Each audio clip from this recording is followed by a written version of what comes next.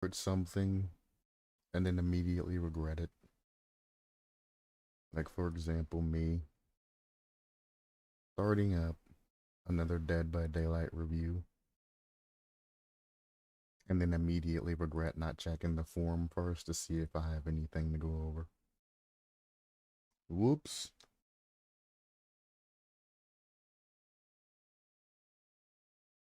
DBD. Scraps. 20, 20. 20. 20.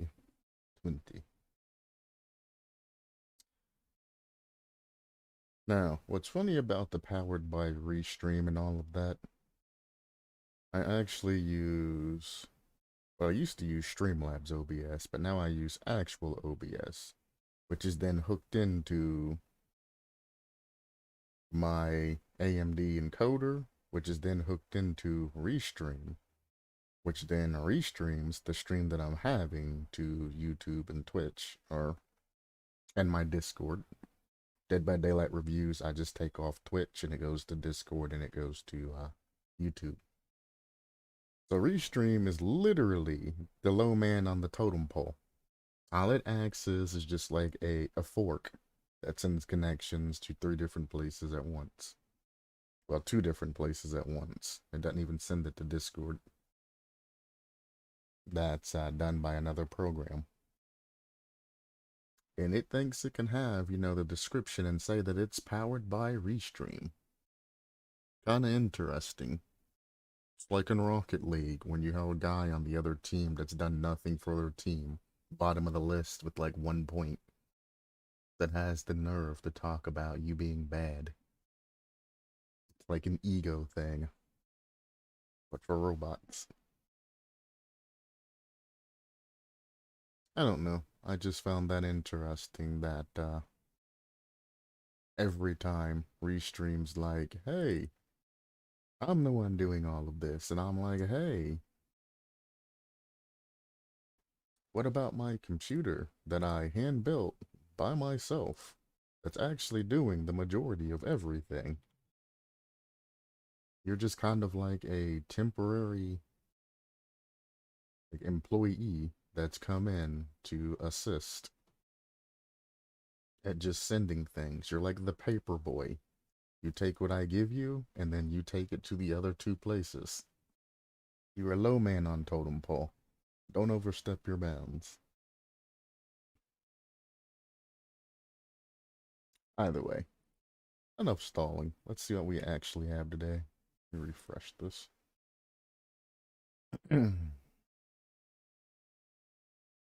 So yesterday, this happened. It is a whole mess of different things thrown together. And all I gotta say is, if this is only part 5 of 9, my dude, holy crap.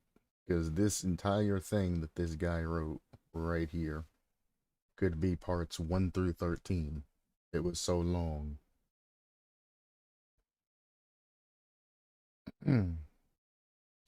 Has this been updated? I thought it was just the canine.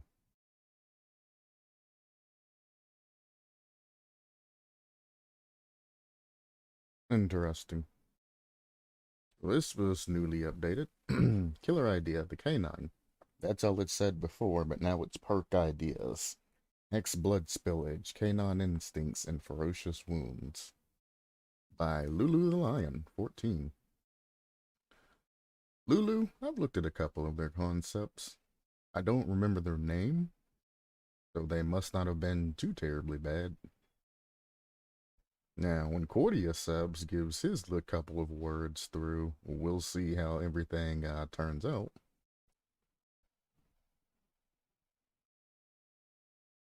Let's see. Link check. Not very long. Very straight to the point.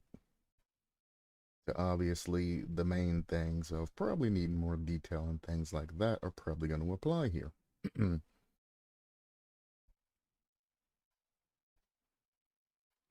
The canine. The canine is a human wolf that stands on their two back legs. No.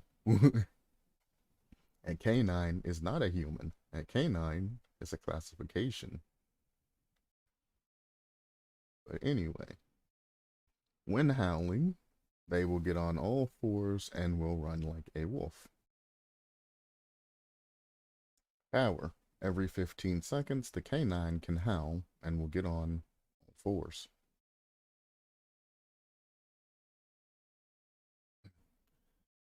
Okay.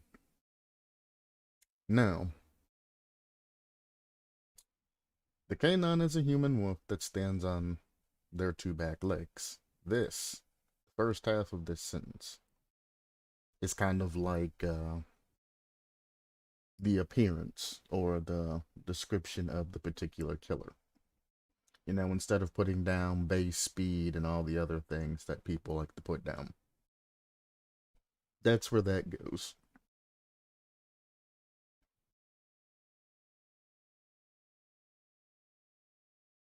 When howling, they'll get on all fours and will run like a wolf. That is a portion of an actual overview of the entire particular concept. Let me fix something real quick.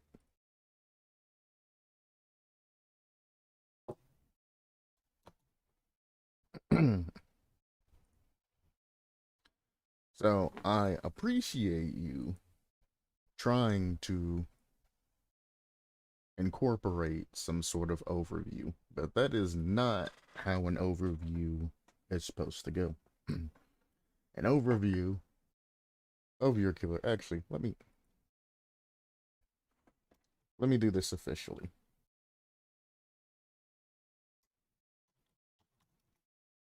An overview, a general review or summary of a subject. That is what an overview is, by definition. Verb, give a general review or summary of. What do we mean by overview? An overview is a general summary of something. An overview gives the big picture while leaving out the minor details. Perfect. That is what an overview is. An example of an overview is a quick telling of what a longer story is about or what a killer is about, as a book or a presentation. This isn't a complete overview. What we want to know is what your killer does.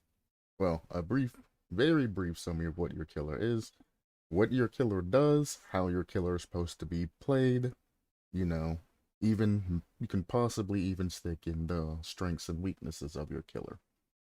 But the majority of the things that we're looking for is what your killer is, which, I mean, most people put that in the actual introduction. What's going on, Galanonim? Great to see you as always. But what we generally want to see on an overview is what your killer does, how your killer, in your mindset, and how it's supposed to be played, and a general description of, you know, what it, well, generally does. The canine is a wolf that stands on their back two legs. Again, that's just the description. And then when howling, they'll get on all fours and run like a wolf. That's part of an overview, but it doesn't tell me anything about your particular killer. It's fast. Okay. Is it a pursuer, like wolves are? Did you try to incorporate it into stealth? Did you try to incorporate it into... What else is a wolf? Wolves like to jump and kill in packs. So is it a multiple wolf thing or just one? Is there any type of like jump and bite the neck attack like wolves like to do? They always go for the neck, if possible, or something like that. Like, you definitely want to include, you know, something about your particular killer. So when before I even look at this, I have an idea of what I'm trying to read. Because right now, all I have is the canine is a human like wolf that stands on two legs, that then howls, then goes on four, and runs like a wolf. I would like to see base speeds and things like that. I mean, it's not necessary unless the base speeds are different because you put nothing there when the human is in wolf form. I'm going to assume that it is, I had to show a presentation in January, but because of another COVID restriction, we are gonna have online classes. My introvert side not gonna complain. Well, dang.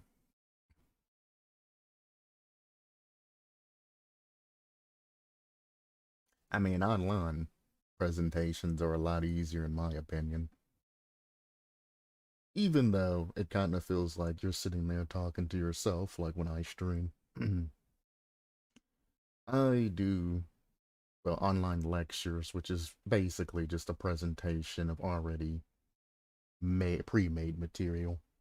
Some material I come up with on my own and try to look up things to put like a spin on it.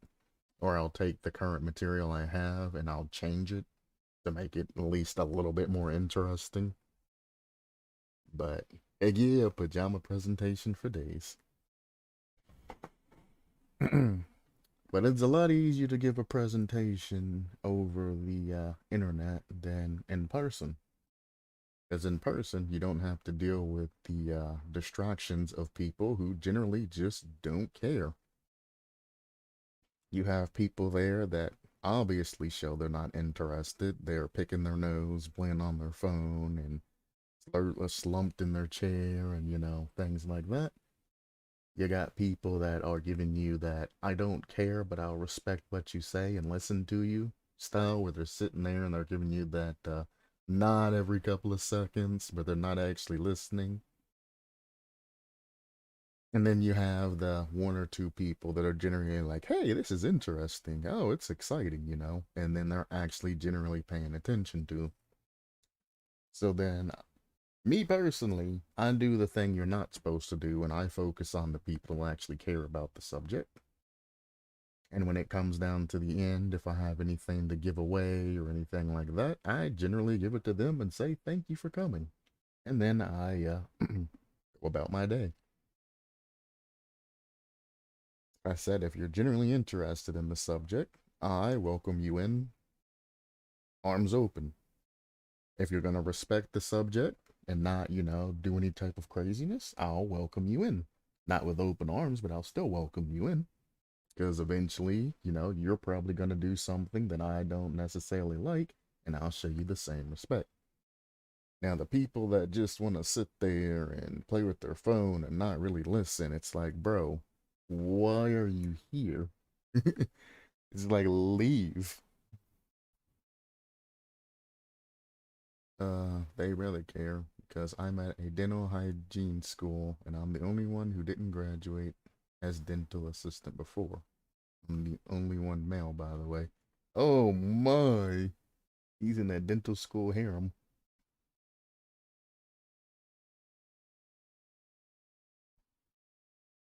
Ooh, that's ooh,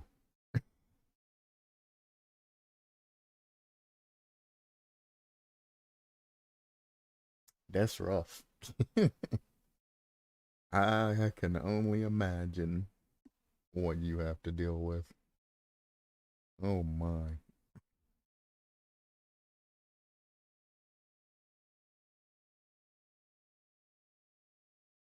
Oh my, indeed.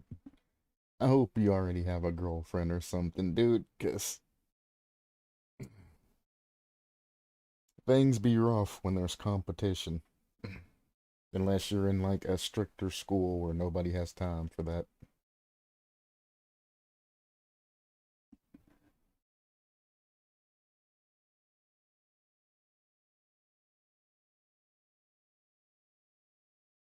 I had a friend last year with me, but he breaks it.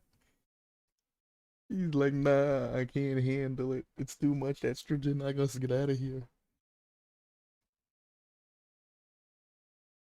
You wasn't a real bro. Real bro stack. Hmm. God. I've been in areas where it's been majorly female. And when you're going through classes, well, at least for me personally, when I went through classes, when the class was majorly female, it always seemed like everything was a lot slower and more based around the emotion aspect of things, not the logical data that was sitting around you. You know, the things that the researchers and scientists and all the other theory makers and all of that actually have proven to be true. It just always went to, here's the information, and then they started talking about feelings and things, and I'm like, how are you talking about feelings? Yeah, like things like that where they go off, and I'm like, I kind of do the same thing when I'm streaming, but I'm like, I understand that, hey, if I get a large audience, I'm not going to be able to sit and, harp around like I usually do. It's going to be a lot more fast paced. That you got paying people here that are there to learn, and you're over there just off in la la land trying to make all of these other discussions, and then generally kids and all kinds of other things started coming up. And I'm like, I don't even know you. Why would I care about your kids and all the things that they're doing? And all the other females were like, oh, that's so cute. And I'm like, I'm $30,000 in the hole. Please just start teaching me. I remember how we ended lesson 2 hours later because of just a chit chat. Exactly. I was hyper aware of the amount of money I paid to go to college, though, so I would generally be the rude guy that's like, hey, we need to get back on topic. Not a lot of people like me, but the other bros and stuff that were in the class, the one or two that also came, that sounded terrible, phrasing. They'd be like, yeah, I would actually like to learn something instead of your children and grandchildren or cats and dogs and all of that. It's like, I'm not paying money to sit here and hear you talk, you know? It's like the ultimate form of simphood, paying college tuition of $30,000 to listen.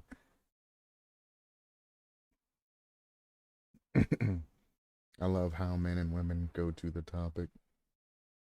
Yeah, I like how people stick to the general topic. I mean, if you're talking about, families, and you go off on a small tangent about your family, or you include your personal life into your subject, and it's not way off topic, it's cool.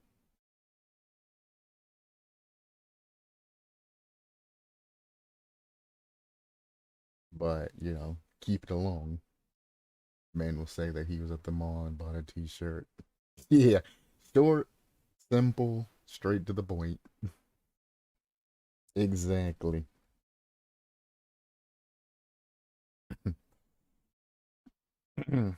What did you do today, honey? I went to Bill's house, we had some beer, and we watched the game. What did you do today, honey? Oh, well, me, Marianne, Mary Sue, we first put on our clothes, all of this other stuff, explaining how she put on makeup, all this other stuff. It's like, holy crap. Women will say that she went to the mall, saw her friend, they talked about a long subject list, then describe all the shops she visited. Then she'll tell you about the t shirt. Yup. After many years of storytelling. Yep. And before anybody comments, nobody's sexist here. It's just we understand the subtle differences and we're talking about personal experiences and things like that. This doesn't apply to all females and this don't apply to all men.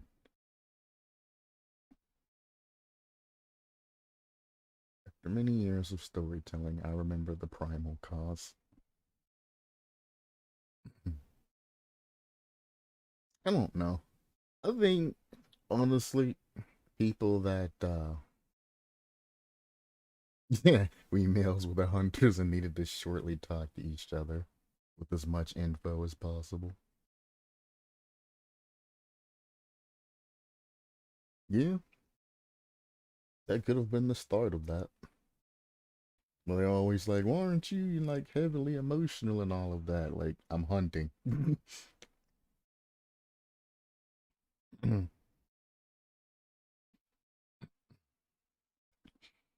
I don't know. Things are different nowadays than they were back then. Back then, all you had to do was club her on the head and drag her back to your cave. You know what I'm saying? Now you gotta spend a lot of time spitting game, doing all kinds of other things, trying to impress her, trying to get along with her, trying to woo her, and then, going from there. The things have definitely changed from back then to now. Animal Kingdom knows how it is. Female goes in heat, male goes to female, jumps on. If female don't want it, she runs away. End of story.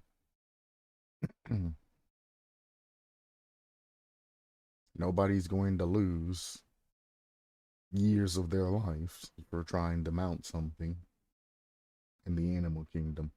Very short and simple.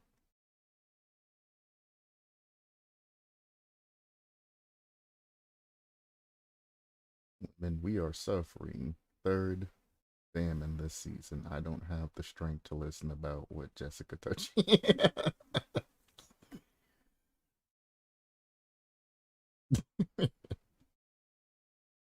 God dang.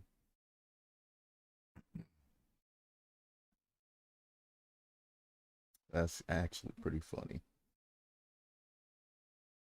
But yeah, that's how it be. I want to say sometimes, but most of the time. I have met some females that were like a bro, though, and they were generally cool about it. She's like, we could sit there flirting, go about all of this, get drunk, watch a movie, flirt and go through this, or we could just go to your bedroom and bang. And I'm like, all right, let's go. Like, you saving me about 6 hours worth of BS flirting, and I don't have to take you anywhere and spend a large amount of money on you. Yep, let's go. And that's generally the one that I typically date, that I don't have to run everywhere and do all of this craziness with. It's just like, before we even go anywhere, let's have intercourse. And afterwards, we can go out and we can have general fun. We don't have to worry about, flirting or trying to keep the game up or anything like that. The game's over before it even starts. You can go out, you can have whatever fun you want. I can have whatever fun I want. And then at the end of the day, we can both go home fully fulfilled and then do whatever we want to do. And that way's worked out a lot better than spend a lot of money and spend a lot of time trying to spit game instead of having fun and then eventually getting it at the end of the night. Some guys enjoy playing the game, but I'm telling you, the game is useless. Absolutely useless. If you can break the code and write the game for yourself and just end it and just have a regular time, it's a lot better. You'll notice that while you're out, you'll actually start having fun and things like that, as opposed to everything you're thinking about is impressing the other person and trying to get them, and wow them and all of that. Like, forget all of that. Just have fun. If you have fun and she has fun and you're both having fun together because you're both into the same things, or at least, can have fun doing the same things to an extent, then things will work out naturally. You ain't got to worry about all of that. That's it. I'm not going to change me to get you. I wish we could roll persuasion during dates. They would be very quick dates. I'd sit down at the table and say, sex, roll. Critical fail. No, I'm going home. 5 seconds. Would be Very interesting, though. Although, what if you get catfished and they roll a critical persuasion success? That would be terrible.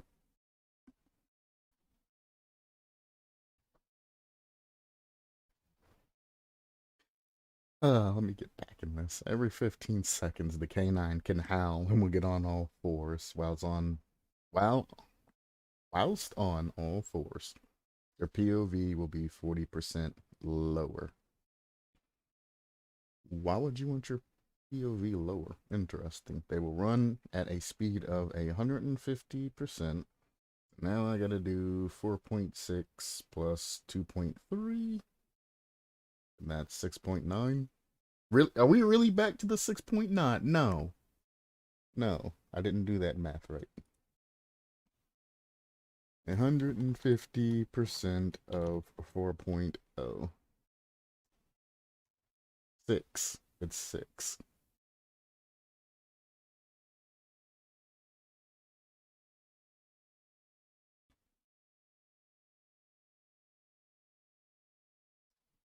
It can run at 6 meters per second. When injuring a survivor, the cooldown will last 2 seconds longer. Okay. It doesn't say what the initial cooldown is, but okay, 2 seconds longer. The canine will attack with its mouth when on all fours, but will use its claws when standing up. Seems like it's more like a werewolf than a canine. That's why you cast Charm first. Oh no. You've thought this through, haven't you? This isn't just a random off the wall topic. You've put some thought into this. I see you.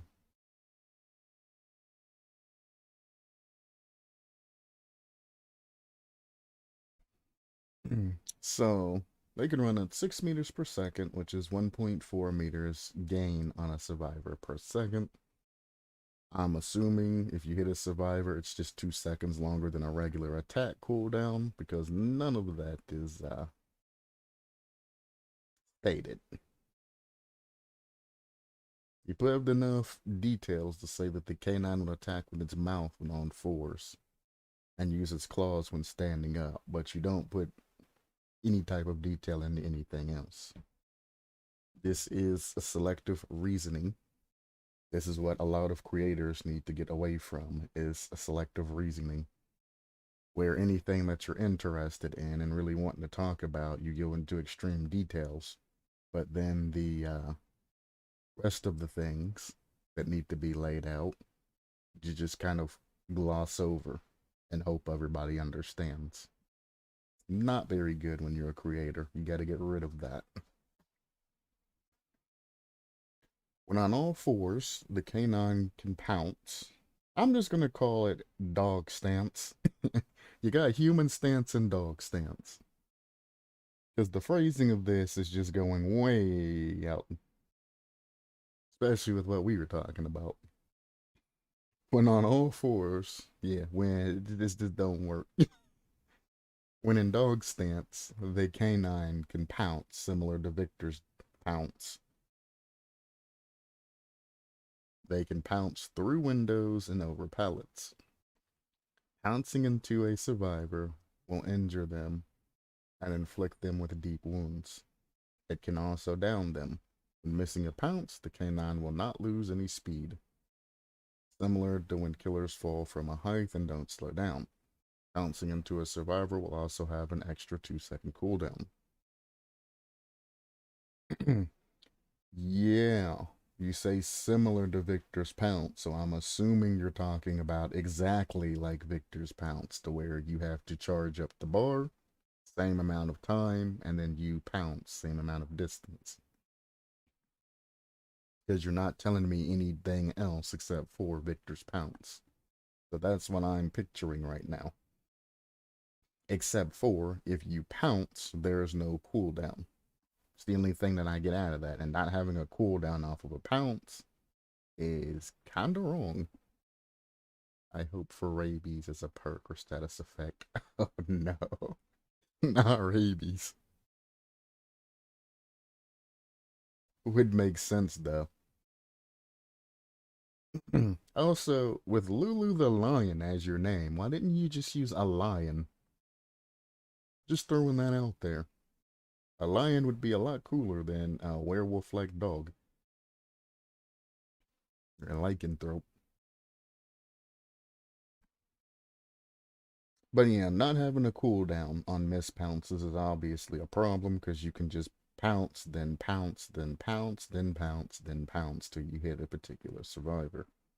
Moving at 6 meters per second and having unlimited pounces is kind of ridiculous. Now, now only having a 2 extra second cooldown, which, like I said, it doesn't say anything about an original cooldown and having a 2 extra second cooldown when bouncing on a survivor. So you're looking at a 2-second cooldown per hit, which isn't that long and doesn't give the survivor any type of way to actually escape you. 2 seconds, literally, survivor will get 8 meters from you. And you can literally just continuously pounce and pounce and pounce to get speed on anything. With the no cooldown pounce and the distance that Victor can actually move, you might actually be faster just pouncing around the map nonstop as opposed to actually running. But I mean, 6 meters per second is a lot of speed, so we'll see which one's faster further down the line. Obviously, having an insane amount of speed, it's gonna have to be limited in some time or some way. This is a very short road, so I'm not going to put a lot of time into it, but it needs to be extremely longer. It needs to be a lot more thought out. Perk-wise, doesn't look like there's any type of rabies off the bat. Kind of sad. X, blood spillage. At the start of the trial, the killer sees the aura of every dull totem. What? The killer can curse a dull totem to turn it into hex, blood spillage. But that's not how Dead by Daylight works. If you have the ability to pick whatever totem that you want, you would obviously pick the most hidden totem. That would give your particular hex, an extreme advantage. Now, if you want the ability to put your hex totems wherever you want, I would suggest designing a perk that only does that. It enables you to place another hex into a position that you want. I would give that particular perk a passive, so it's not just completely usable outside of putting a dull totem location to spawn your hex. And it also is taking up a perk slot. And I would make it to where, if you just look at a particular totem, when you click the thing, it just snaps its finger and it lights. So you can light it right at the beginning of the game if need be. Or you can put it in a very terrible position where survivors running about and get that instant haunted ground, activation. But I definitely think you should lose a perk slot and have a very small passive to make the perk not useful or not useless, excuse me, in the end, to be able to place that wherever you want to place it. So, removing that, the killer will not be able to curse any more totems afterwards and will lose the ability to see dull totems on the map. Well, obviously. Hex blood spillage has a radius of 24 meters. Yeah, but what does it do? Injured survivors can heal themselves in the radius of this hex. Any survivors within the radius suffer from the exposed sinus effect. The effect lasts for an extra 8 seconds after leaving the radius.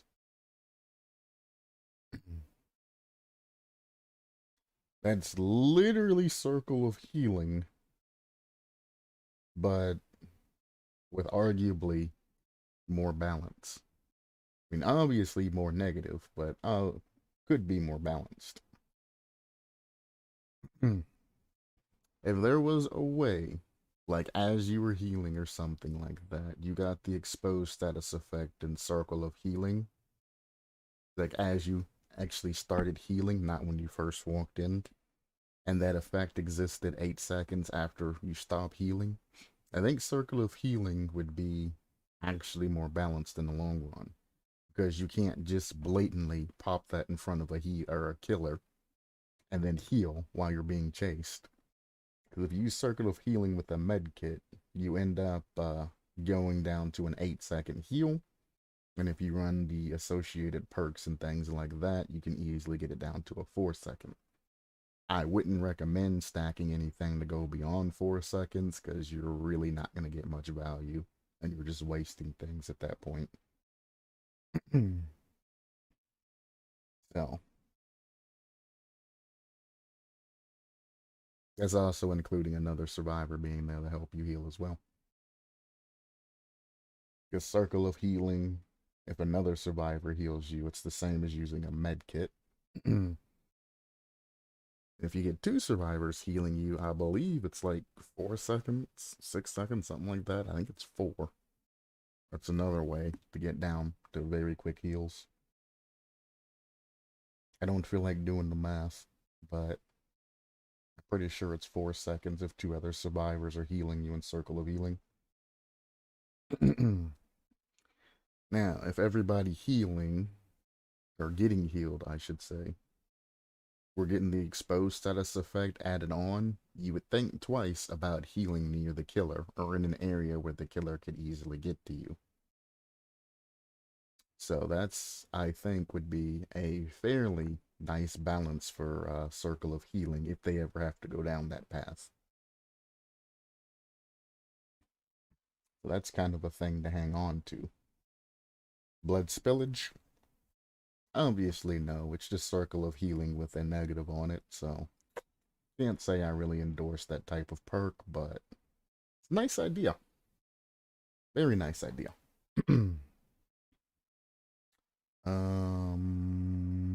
Canine Instincts is the second one. Yeah, Canine Instincts. Generator auras change colors as to how many survivors can work on it at a time.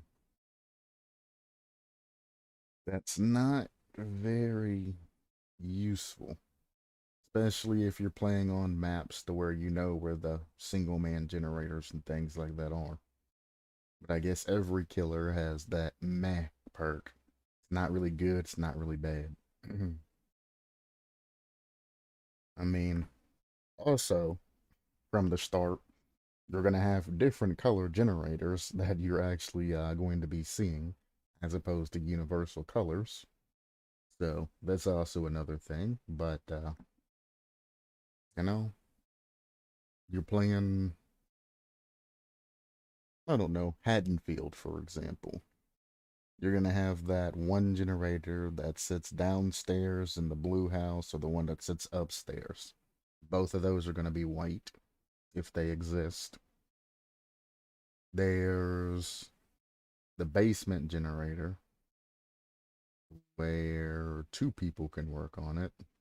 There's that one that's going to be yellow. And then the majority of them are going to be green, like the one out on the street. And then there's one that sits out in a field that it might be a 4. I think it might be a 3 because it's up against a tree, though. And that's not really relevant to know how many people can work on a particular generator because after you do your gen patrols, you should be able to tell how many, survivors could work on a generator. So it's very meh. It could be put into the game, but I don't see anybody running that at all. Only thing I guess build that it would be positive in is if you're going for a 3-gen situation and you want to 3-gen it in a way to where only a couple of survivors can work on particular generators. Then we have Ferocious Wounds. When two healthy survivors have healed an injured survivor, one of the healthy survivors will become exposed for 40 seconds. Okay. Ferocious Wounds has a cooldown of 40 seconds. You might as well make it this the full 60. This is just a scrap idea of a killer's power. It is very rushed. The perks, on the other hand, I've thought of thoroughly to make sure they aren't OP or weak either. Uh, I would have just stopped after saying it's a scrap of an idea. Wouldn't even say killer's power, and it was very rushed. Um, ain't OP or weak. Just being able to see general or generators' auras of how many survivors can work on them at a time is very weak. I don't see any way anybody would run that. Also, I don't see why anybody would run that perk over Discordance. Discordance, if two or more survivors work on any generators, the aura of the generator is revealed. So that generally covers 2, 3, and 4, and the only thing you need to find out is which generators can take one person. If you want to play anything like that and quicker.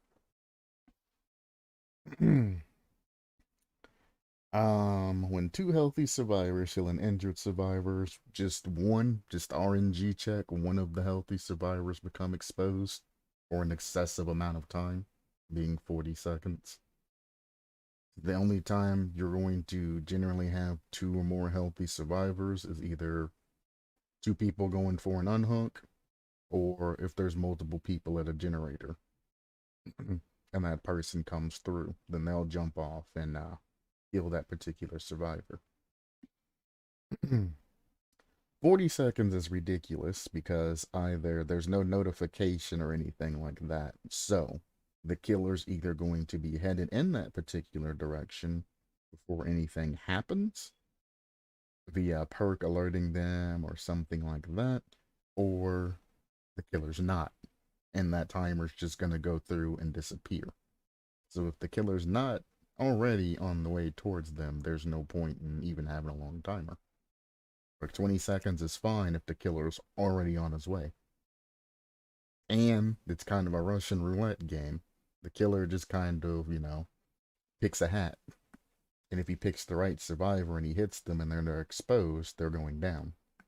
If he picks the wrong one, I mean, yeah, you still got a good hit off of them, but you're not really getting that much value out of this perk of that insta down. So there's also that particular problem. Granted, this killer can run at 6 meters per second and also pounce. Very fast.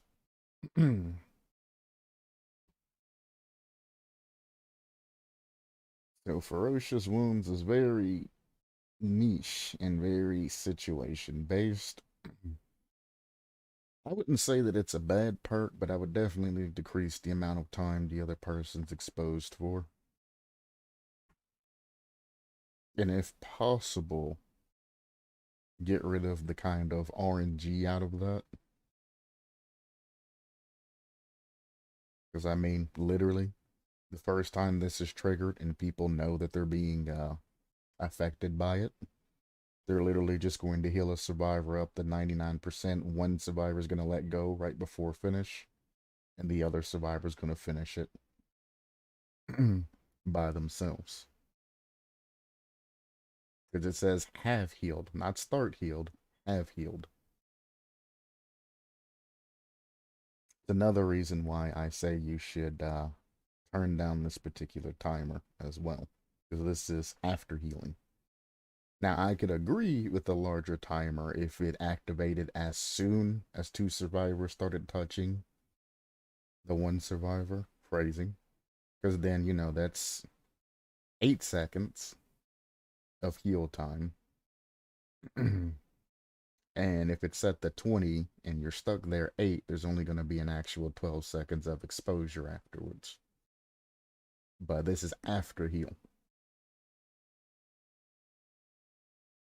And here's Cordy. This killer power is super simple, and honestly, I love that. Of course you do, Cordy. Of course you do. Seeing a simple yet strong power is super refreshing after seeing the most recent killer's powers beyond the more complicated side. That's because nobody wants to play a mouse one killer. Cordy.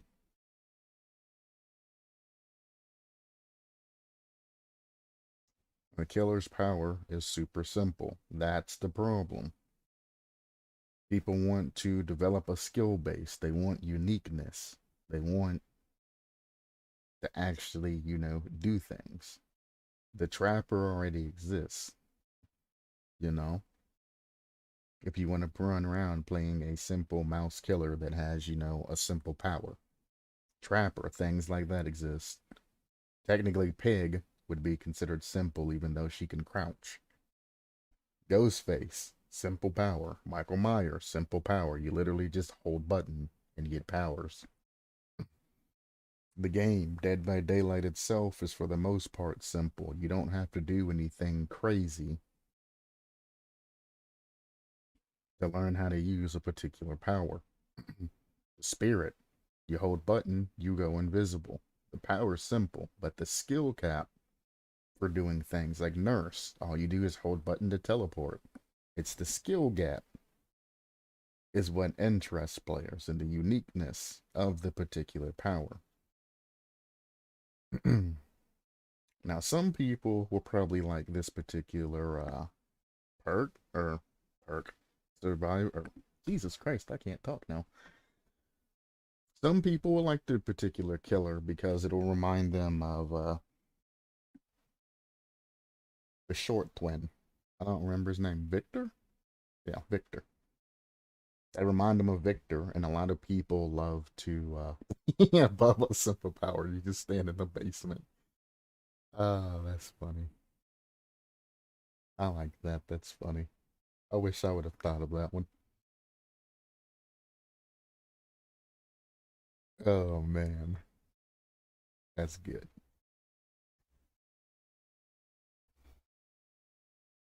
Well, yeah, a lot of people like this killer because you're essentially just Victor running around with enhanced speed, and you still keep his pounce ability and all of that. So it's just essentially this whole concept. It's just Victor. You run around, you slap. Well, yeah, you slap, you hit, you bite, you pounce, you do all of that stuff. Perk wise, if you extend these out to other killers, it also causes kind of a bit of a problem, but not really. I mean, the only person that could really use ferocious wounds is a speedier killer or a killer that can teleport or something like that, enhanced movement killer. Because you ain't gonna see no trapper, running around using ferocious wounds. I can tell you that much.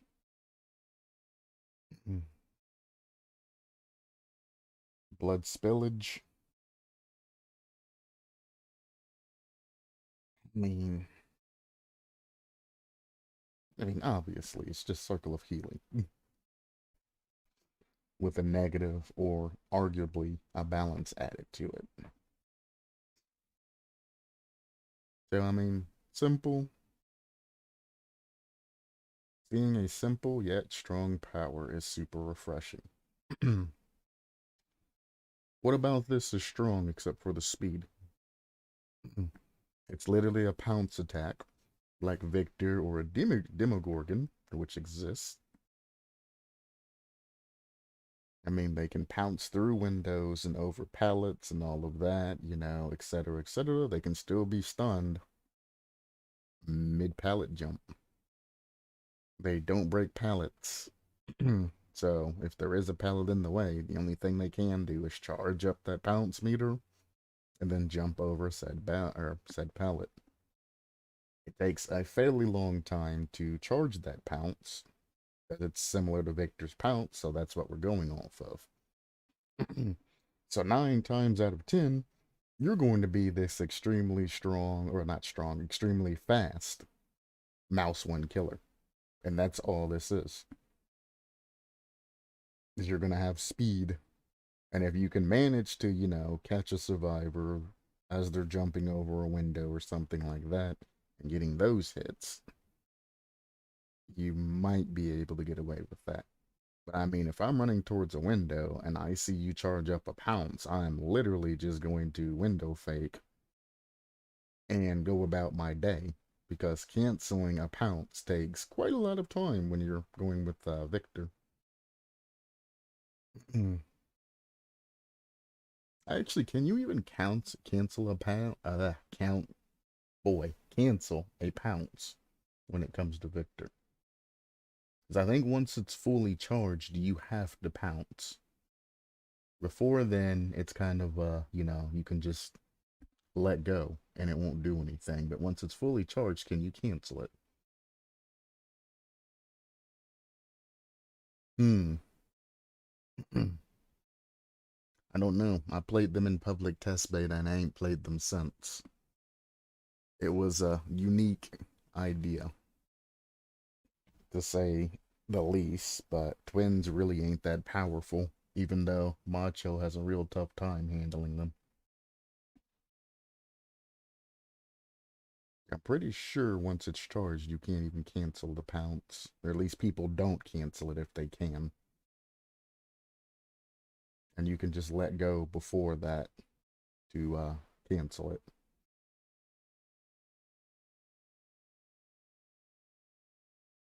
So this is an extremely weak killer if it's not a mouse one. You're literally 6 meters per second walking around slapping things down. It's going to be a very quick game for whoever it is that you decide to tunnel out first. Because you're definitely not going to be switching targets or anything like that and giving them chances to heal. You're going to be tunneling each individual survivor one by one by one by one. And the other survivors are going to be gen rushing the crap out of you.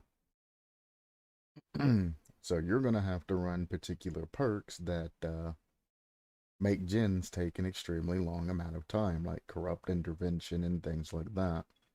Ghostface's perk, maybe the artist's perk, anything that does gen regression. Maybe even pop.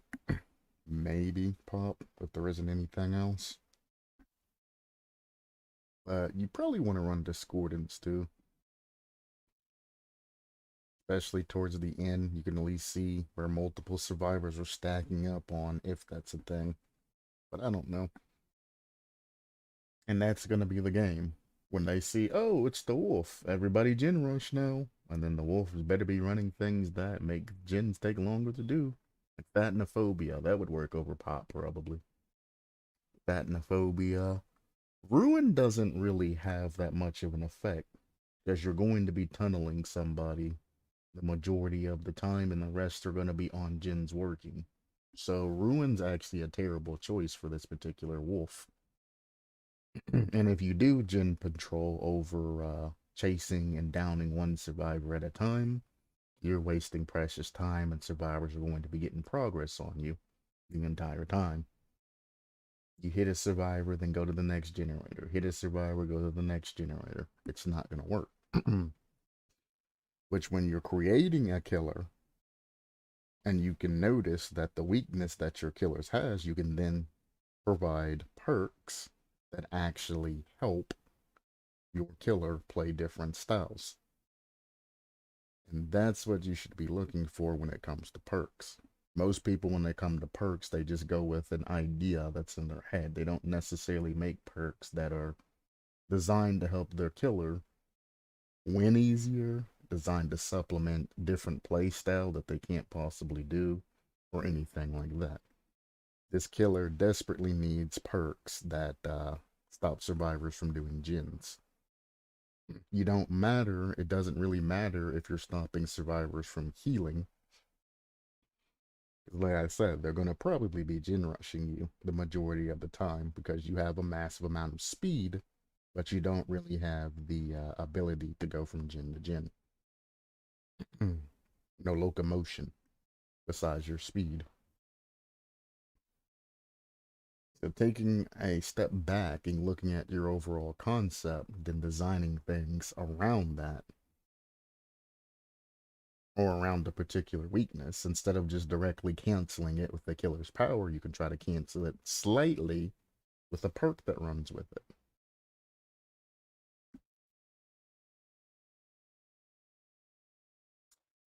That's just an idea for people doing concepts and perks and things like this. I mean, yeah, the perks are in line with canine instincts, blood spillage, and ferocious wounds. Yeah, they're on topic with what a wolf is,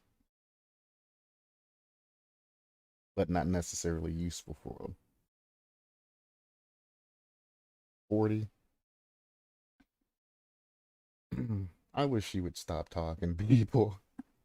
Some things you say, well, I mean, the obvious things you state that everybody else sees, but nobody really wants to say, are great when you're stating the obvious things that need to be changed. Something being super OP, stick with those. Stop talking about anything else, Cordy. You just, you make things real bad. You make things real, real bad. Seeing a simple yet strong power is super refreshing. The power is literally just leaping. Now, once you catch a survivor, you can continuously leap at them until you hit them. But if the charge up, again, is like Victor, you can literally just move out of the way. When he charges it up, you can do 360s around him or do whatever else is possible to avoid him from pouncing at you, or just continue along your way and go a different direction. Very simple to avoid Victor if you know what you're doing. Before I started playing with Macho, I had a streak of never being grabbed by Victor. I've dodged every single Victor attempt and trying to grab me till I started playing with Macho. Then things changed.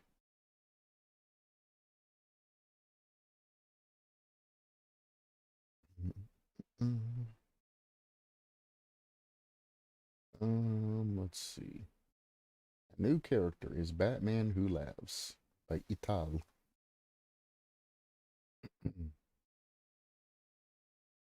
Adds a new character, Batman Who Laughs. Aaron Afner, simply Batman. Oh, here and after. Moves quickly, but does little damage, able to quickly climb through windows.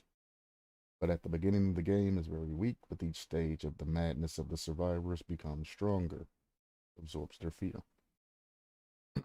Weapon, 2 lives, which he quickly sings, inflicting small wounds, 3 blows, a wound, 6 blows, dying man.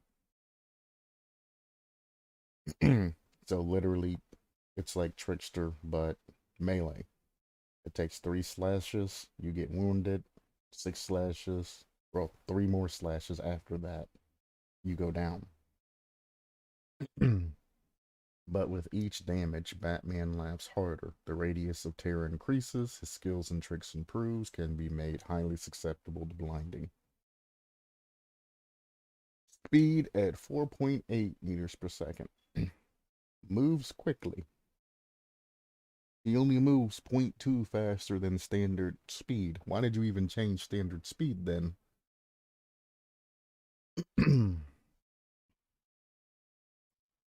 Anyway, the killer's power, perverted nihilism.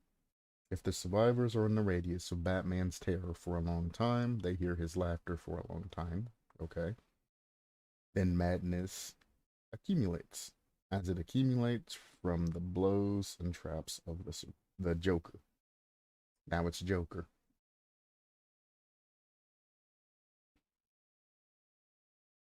How you go from a laughing Batman to now you're just straight up calling him Joker? Bro, stay to your theme. It's supposed to be Batman who laughs. Batman who laughs.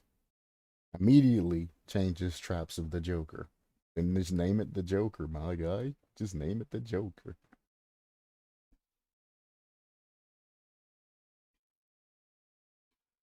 Three stages of insanity. Oh, so you're stepping on the doctor's territory now. Survivors hear terror weaker and hear the Joker's laughter. Yeah, Batman who laughs is not a Joker. Exactly.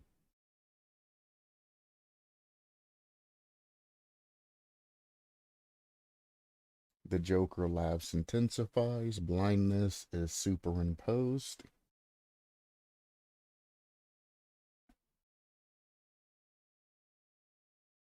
The survivors are distraught and loud.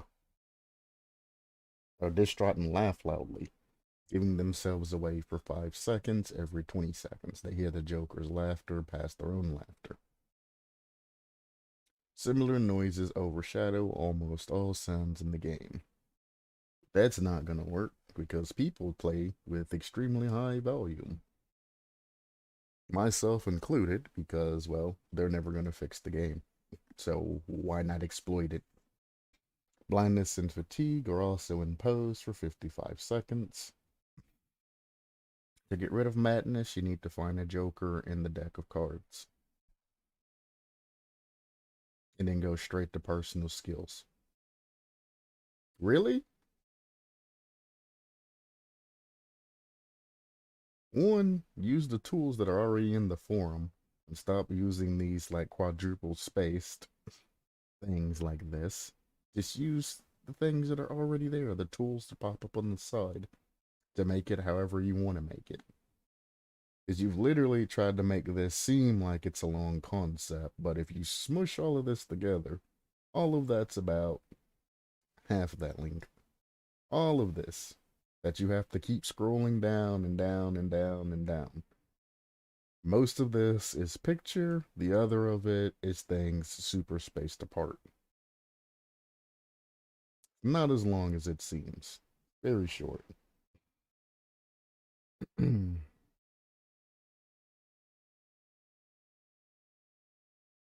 Don't go into detail about really anything. You say what it is, but you don't explain to what it is, if that makes sense.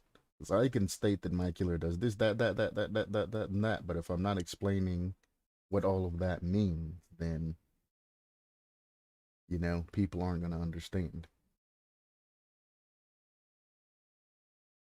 This madness system is terrible. Absolutely terrible. I prefer the doctor's madness system, which I wish they would go through and actually finish.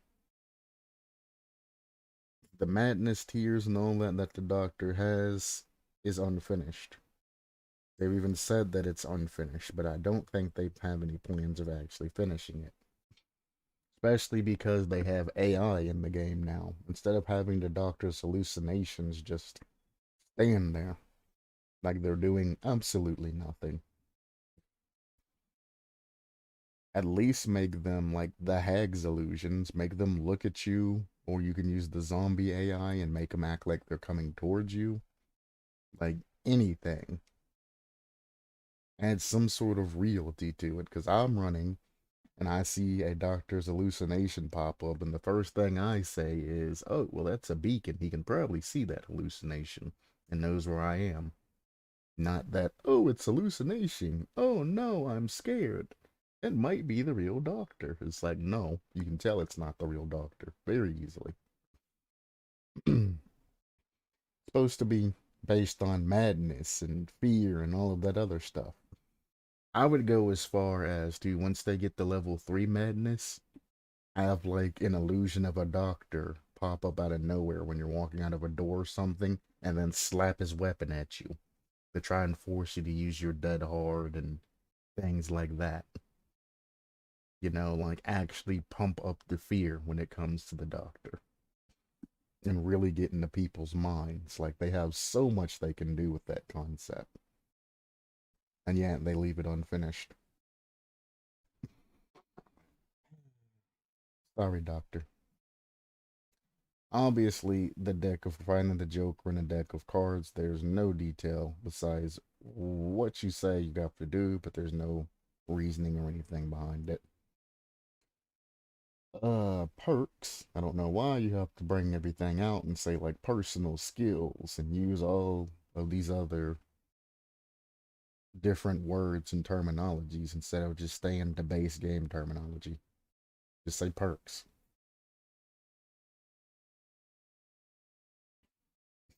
And they're also not personal skills because they turn into teachable skills that go to other killers. The worst nightmare. And now he's Batman again. Allows Batman to release Robin on the hunt. So the twin to release Victor, who will search for a survivor and attack him, capturing him for 25 seconds. Also show the location of the survivor for 30 seconds. Vile and cunning, hiding and attacking from under the silence.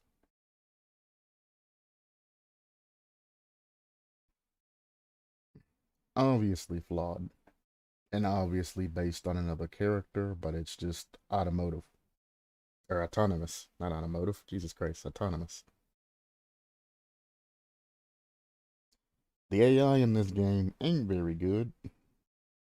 Also, I would like to know the movement speed, the radius of detection, and all of that this Robin has. Because, I mean, in essence, if the movement speed is around the same speed as Batman, or where Batman can just follow him, you can release Robin. Robin will run to another survivor, or at least in the direction of a survivor, and then you can just immediately follow him. So, there's also that. Capturing a survivor for 25 seconds is absolutely dumb under any reason, or for any reason. 25 seconds is absurd.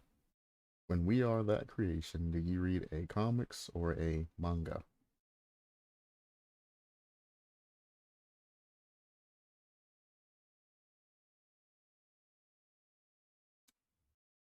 Oh, when it comes to Batman, I mean, when I was little, like really, really, really young, I've read some DC comics and stuff like that. I've also watched the shows and things like that when it comes to Batman. So I know a little bit about Batman. I mean, I've seen the comic where Batman actually did kill people. Oh, do I overall? I don't read mangas. They're just not my thing. I prefer comics if I have to go into detail. And I know they are similar, but not really. Comics kind of just show scenes, and I tend to flip through to see, what I want to see. So I don't necessarily read the entire comic, everything through. Mangas are more story based, and that's not something that you can literally just flip through to see actions unless it's a specific kind of manga. Plus, a lot of mangas are made into animes anyway, so I'd prefer to just watch it all play out in front of me and not have to make any inferences into anything. Unless the anime sucks. Comics, unfortunately, I don't want or don't look at comics or anything that often anymore. I've gone straight to watching everything, new series and things like that. Macho prefers manga too, or manga too. That is Macho's thing. He is the manga reader.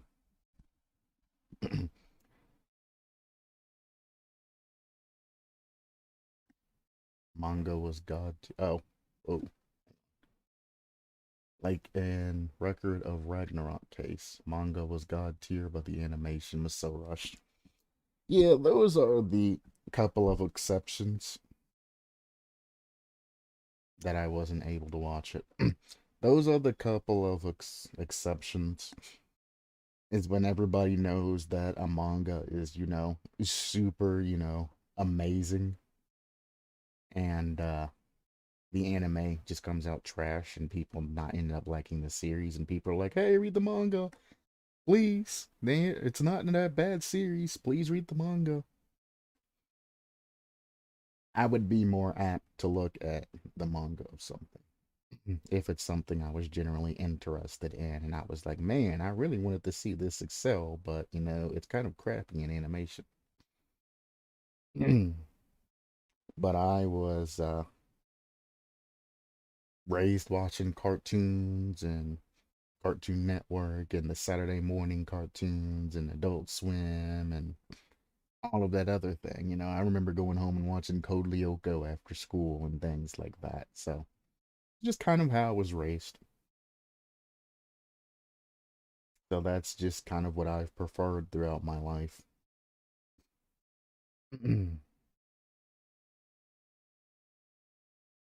Seven Deadly Sins. I don't think I ever finished Seven Deadly Sins. Actually, the quality dropped like a bomb. Oof. I don't typically. I don't typically watch. It's like, reading the manga first and watching an anime after. It's kind of like when you play a video game and then you watch the movies afterwards.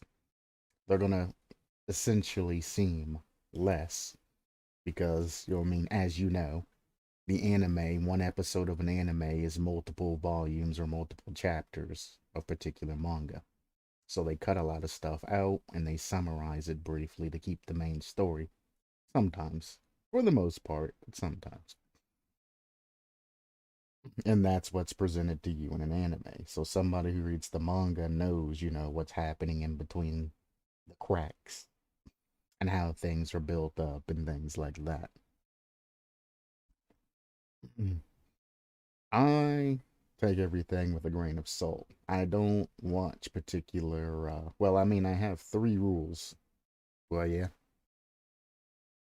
that's also good too. But I generally have three rules when I watch an anime. One, I only look at something when it's complete.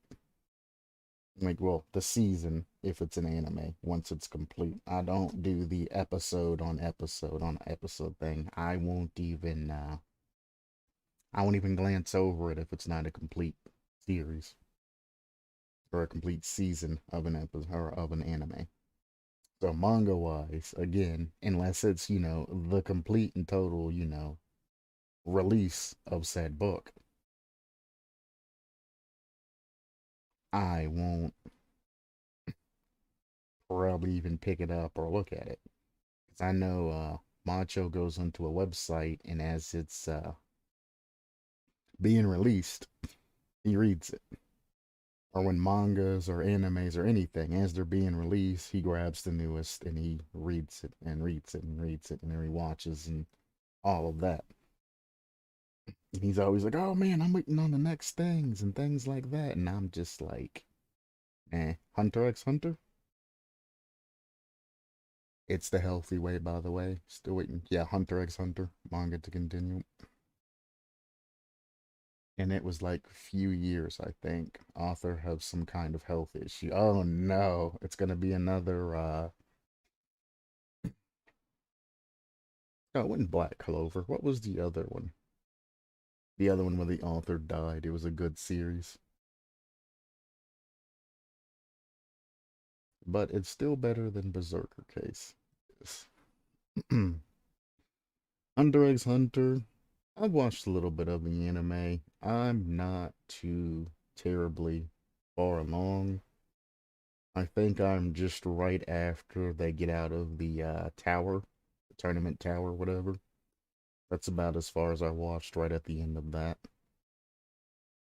After that, I ain't been back in a while. And I started that a little bit of last year and this year.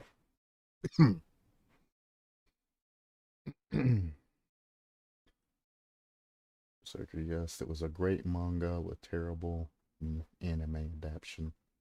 A lot of people said they love Berserker. That's an interesting opinion. Berserker author died some time ago. Ah, so it changed, I see. And let me guess, they just wrote the end of it however they kind of felt like, instead of just ending it. Oh, it was this year. Oh my. Well, passano gli spiriti essere con voi.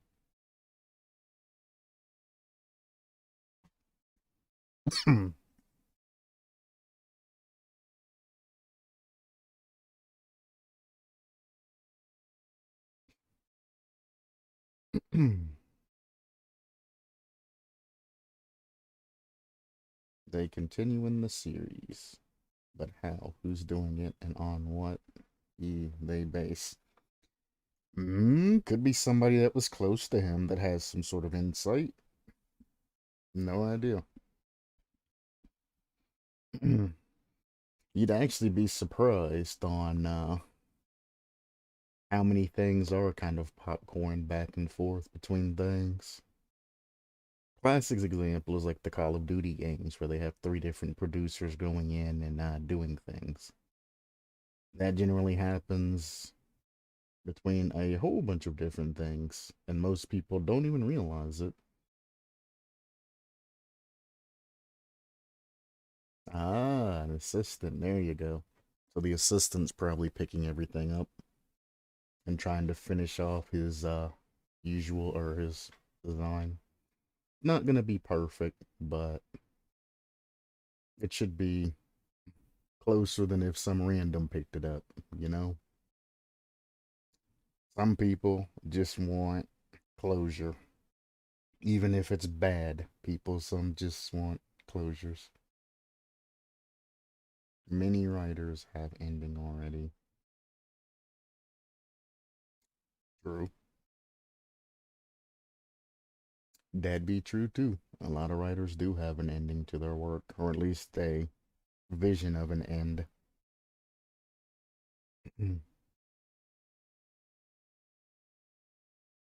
Some writers just update things as you essentially see it. They just feel inspiration.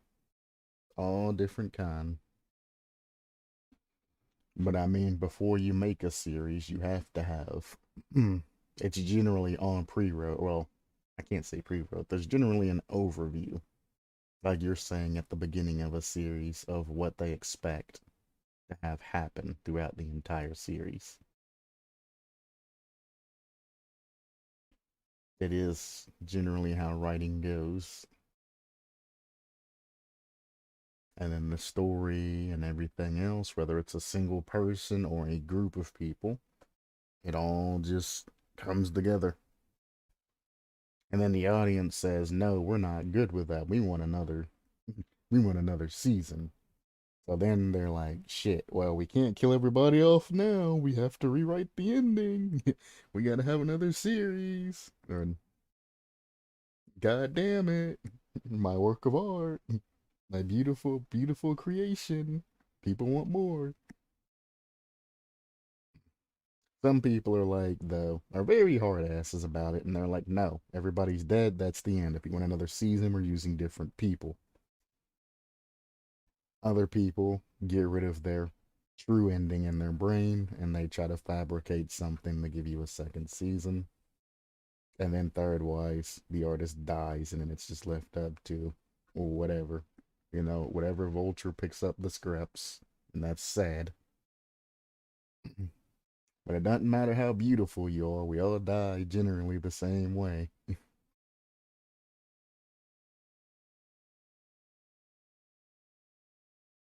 Yep. Unfortunately, some creations shouldn't have a continuation because instead of great story. Yep. I agree with you wholeheartedly. And it sucks because they put all of their effort into a main story and they play it out flawlessly. But again, the audience is like, "We want more. We want more. You're going to give us more, or we will riot." So then they're just like, ugh. Like, guys, you don't understand. I pre wrote this story a year ago, and then we're just kind of finally bringing it to a close. Now you're making me have to come up with a story out of my ass, essentially. And it's like, bruh. But I mean, audiences will always be like that, whether it's manga, whether it's movies, whether it's video games, if it's entertainment, and people want it to stay past its welcome state, past where it wants to stay, you're going to get lower quality, and you have to accept that. Now, there are some cases to where developers set a release time way too soon. And instead of just delaying it for another 2 years and just pissing off your fan base and putting out something good, they get pressured by their fan base over and over and they release something subpar. And then everybody's like, well, this isn't what I'm expecting. And I'm like, brother, they asked for another 2 years. You said you wanted it now. Literally threatening them and threatening not to play their game and a whole bunch of other stuff and everything else. And you essentially forced them to release an unfinished product. It's like, bro, you're the one that did that. If you were just more patient and waited for the developer to say, okay, we have a masterpiece, you wouldn't be playing a broken, glitchy, messed up game. Gotta like it. It is hard to let some things go. It is true. Let me finish this up. Next perk of our bank, Batman has a deck of cards with which he significantly increases the accumulation of madness when finding survivors in a radius.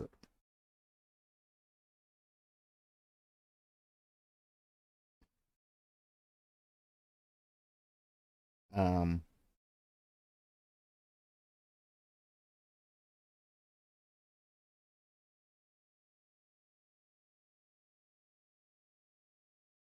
I see.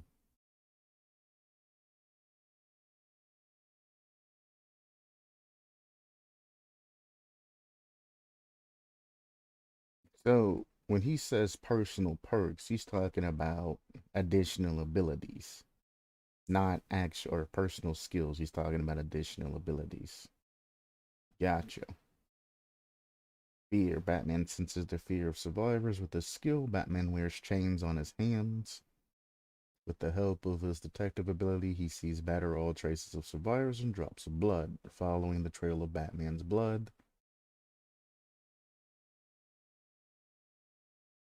I'm not saying that word because I'm pretty sure that word is a slur in another language. At least there's a word similar to that. That's a slur in another language. I'm not saying that word. Is activated and reaching the victim can strike immediately to the wound state. Pierces the victim's knife without accelerating the survivor and with a quick kickback. And if he manages to hit again during a strong blow, which chains for 30 seconds, and knocking the victim down, he can chain her.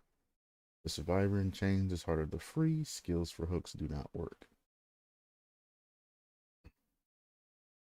Weapon improvements, which I guess would be add-ons. A lot of pictures and all of this. These are not hand drawn. These are just pictures that other people have made.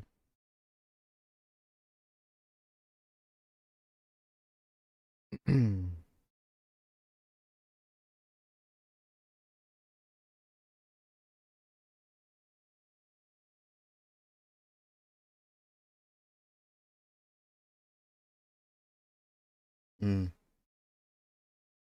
mm, mm. Yeah, forcing an author is not a good way to make something brilliant. When the author takes their time, they are doing the best job. Exactly. I mean, I do agree that time limits need to be skeleton. There needs to be a time set on every project because time limits are kind of motivation and keeps you from dawdling for too long. But they generally set it way too soon and then they end up pushing things back and back and back. It's like don't wait for a month before it's supposed to be released to push things back another year or another month or something like that. If you're all running around with chickens like your heads cut off, push it back earlier.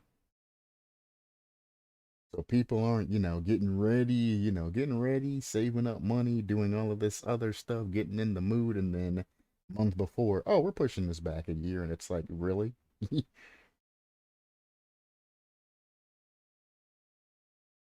Not too good.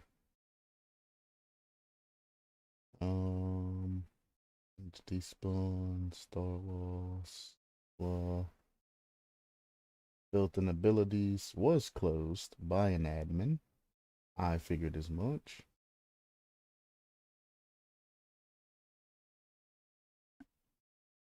If you don't have time to ring think as an author, then of course the story gonna have some holes in it. Definitely.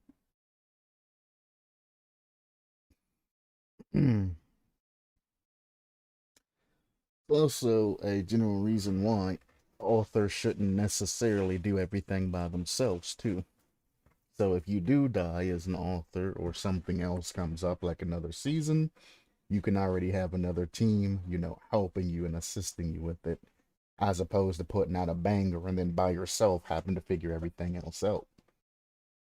So, teamwork and working with other people is definitely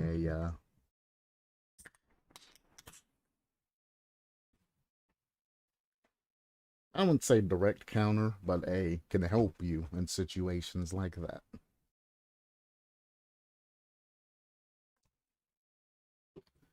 Ooh, it's been a while since I had to pull out an energy drink. I am out of water.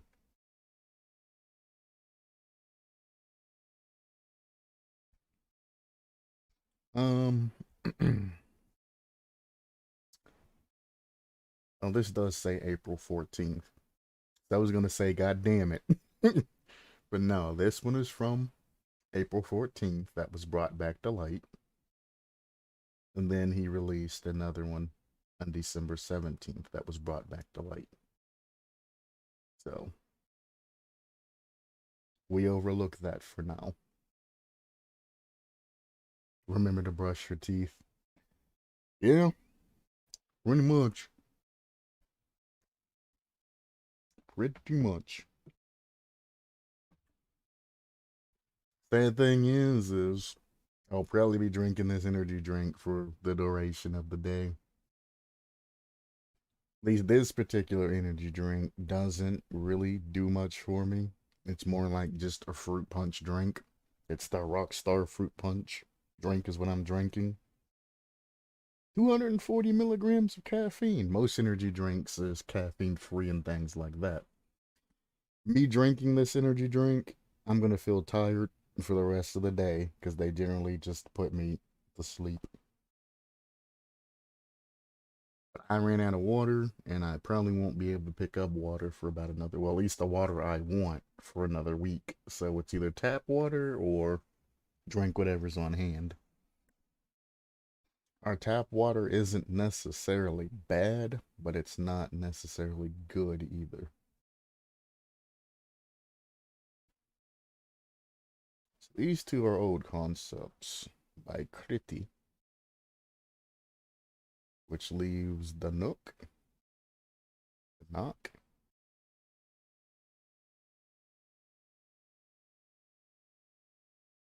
Ah, see, by Tati.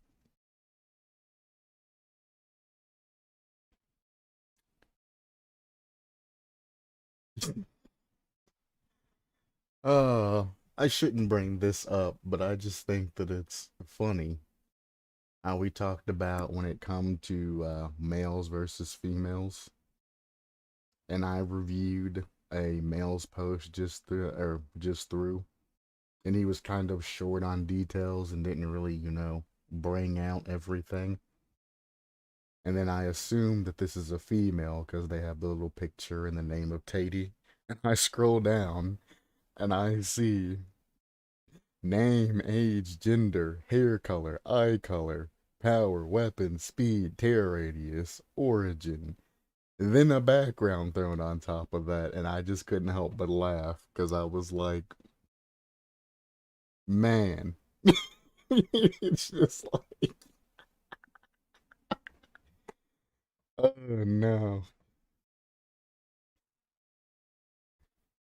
Oh, man. I'm trying to do a review. We don't care everything that Jessica told you. Holy, that's too funny. Alright. How do you even pronounce? Hang on, let me actually get a pronunciation. Pronounce.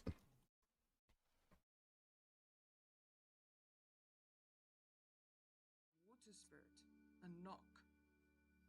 What is knock? She tames the knock, and it takes her to Otto Holland. Uses the stun. So it is a knock.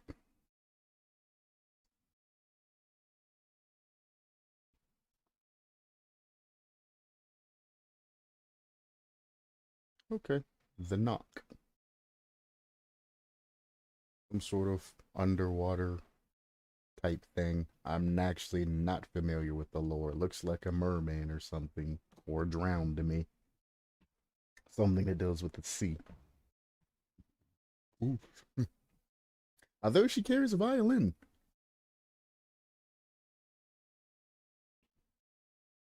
Yeah. Monster living there. Beautiful haunting tunes. But technically, a monster living in a lake with beautiful haunting tunes would either be a mermaid by lore, or it can be a siren. So we'll see. Power of this knock. The knock comes with the ability to play an enchanted violin that creates a melody that looms around the killer for 10 seconds. So it's like the Huntress, alluring any survivor looking in his direction within an 8-meter radius to walk towards him. Interesting. Against their will for 2 seconds. After the 2 seconds have passed, the survivor can snap out and gain control if they look away and or the melody stops. Only 2 seconds?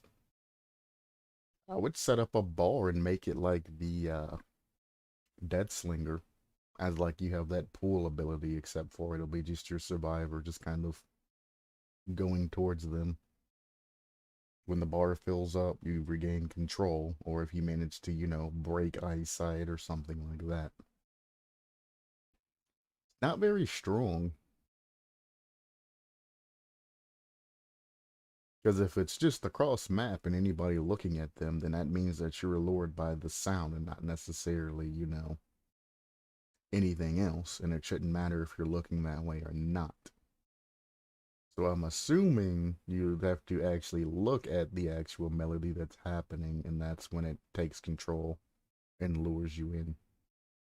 But if that's the case, then this power is useless if you're not, within direct line of sight to a survivor. It goes on a 13-second cooldown, works a little similar to Ghostface, but in the opposite way. To avoid his ability, the survivor must look away or be out of the music zone. I mean, if Ghostface is running by, you definitely want to look away from Ghostface. And you definitely want to be out of his stalking zone. So I would say it's exactly how Ghostface works. Except for looking at him makes you go near him as opposed to exposing him. Looking at him while he uses his power will cause any survivor nearby to be stunned. Well, it necessarily doesn't say anything about being stunned. It just says it makes the survivor walk towards him against their will. The survivor walk speed is abysmal. I would definitely make it run. And as long as you're running in that particular direction, I don't see why there would be any type of limitations on your movement. To keep the concept fun and able to let you move around and still dodge and do things like that. Like a curious kid running towards something that they have taken an interest to, essentially, is what I'm going for. It doesn't matter which way you go there as long as you're going there. Second ability, the knot comes with the ability to form a mud puddle beneath them. While inside the puddle, the knock is able to move at faster speeds through any obstacles, with the exception being stairs. Goes on a 7-second cooldown. But how long does it last? So now you are a moving puddle that allows you to go through or under anything except for stairs. Stairs be danged, which means hills are going to probably be an issue too if you can't go through stairs. Which I'm fine with because it becomes like the floor's lava type of setup. Well, also, you can't use his ability while upstairs either. So Midwich is going to be rough for this killer, and its secondary ability, you'll drop right through the floor. It might be good, might be bad. That would be interesting to just be chilling and have somebody just plop out in front of you. Just like Batman you out of the sky.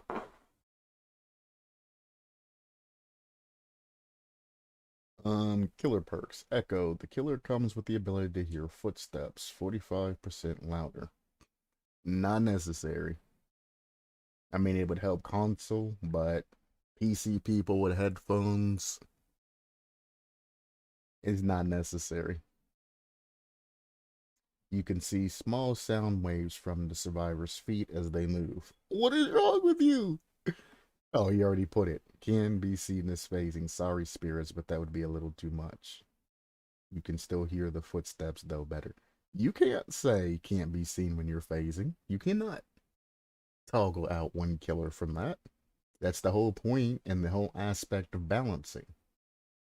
If I could select which killers can't use my perk, then, all of Dead by Daylight's perks would be completely different.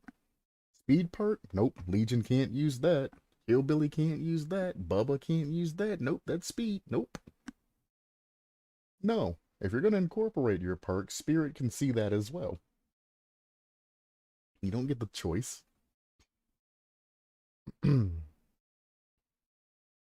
Now, what you can do is you can screw over multiple killers and add in a clause saying, while you are in the regular realm, you can see all of this. That would screw up, though. You would screw Freddy. You would screw Spirit. You would screw Nurse while she's phasing. You may screw Wraith.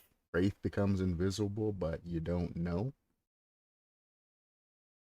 And anybody else that travels through realms or anything like that, like Demogorgon, while he's underground in the Upside Down, he won't be able to see any of that, etc., etc. But you can't just phase out one in particular killer.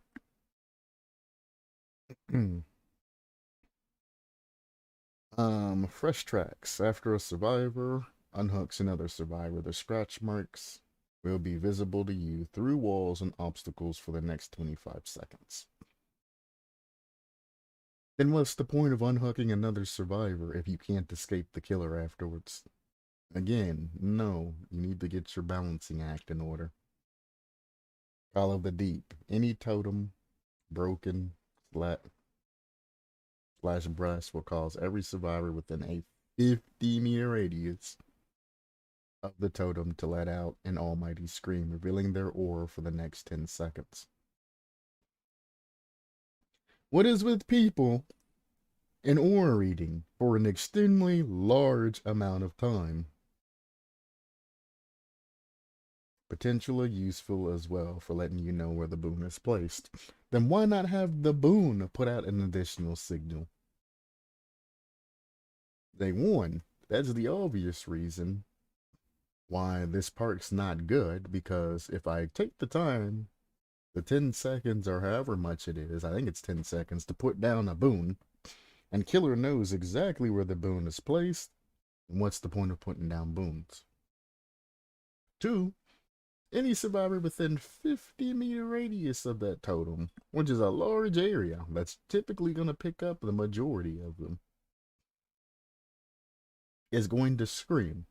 Okay, you let out a scream, it is what it is. That is a very small blip of where the survivor is. A small notification. If there's any near you, you can look around, you find that survivor, you can go in the chase. But revealing their aura for the next 10 seconds is just absolutely ridiculous. One, if you're in chase and you have that particular survivor running any type of loops or anything like that, you can see exactly where they're going. It's like Ghostface's ability. I zone people to areas when I play as a Ghostface because I know I have that perk, and if I can force them to vault the window, I can now see which direction they're going. Vaulting, when they vault the window, if I save my stealth and I use my stealth, then they cannot see my red stain to see which way I'm going. That perk allows me 6 seconds of aura reading. It enables me to pick the direction I want to go around, catch them off guard, and give them another slap. Because Ghostface, at the end of the day, is a mouse one killer. Yes, he can expose you if you're not paying attention, but for the most part, he's just going to be running around slapping things regularly. There's no need for all of this aura reading, here or there.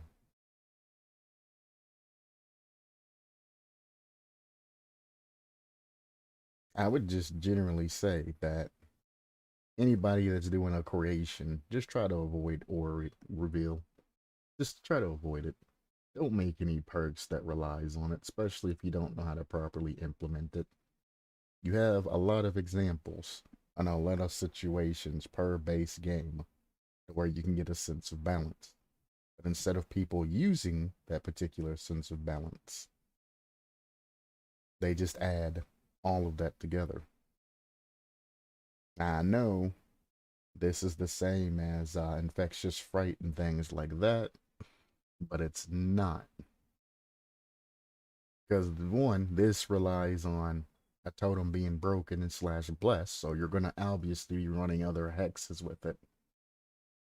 But one, there's no way to deactivate or counter Call of the Deep unless you're running, like Iron Will, and that's a very meh perk to have to run just to stop yourself from screaming.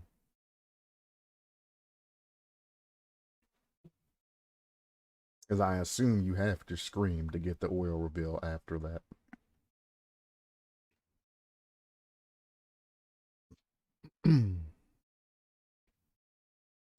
Survivor looks like Laura Croft. Age Namura. Age 24, gender female, hair color dark brown, eye color dark brown, origin USA. And then the background goes after again. Wait, what? I read one sentence on that, and the first thing I read was that. She would wake up to find herself tied up and gagged to a pillar. She struggled against the restraints. Nah, bro, I'm out. I ain't trying to get demonetized. I'm good. I need to find a way to pop up a censor bar that I can just slide up and just be like, nah, y'all don't need to read that. It's children. Survivor perks. Watchtower. A boon totem is rooted in place, revealing all dropped items, chests, generators, pulse, valid. Clairvoyance. Clairvoyance. Slam. A heavy pallet knocks the killer back by 4 meters when stunned and reveals their aura to all survivors for 6 seconds. Again, why do you need to reveal the aura of the killer to survivors? They know that you're being chased. The pallet has been slammed on killer. They are stunned. They are unable to move. Why does it matter? And why do you need to have an aura reveal? If anything, just make the killer more audible. When they're throwing their little tantrums, or anything like that, you don't need the other survivors to know where the particular killer is. They should be working on generators anyways, and they should be looking around. Again, why knock a killer back by 4 meters as they're being stunned. Maybe we need another subform fan fiction one. There probably is a fan fiction one, and I will probably never visit it.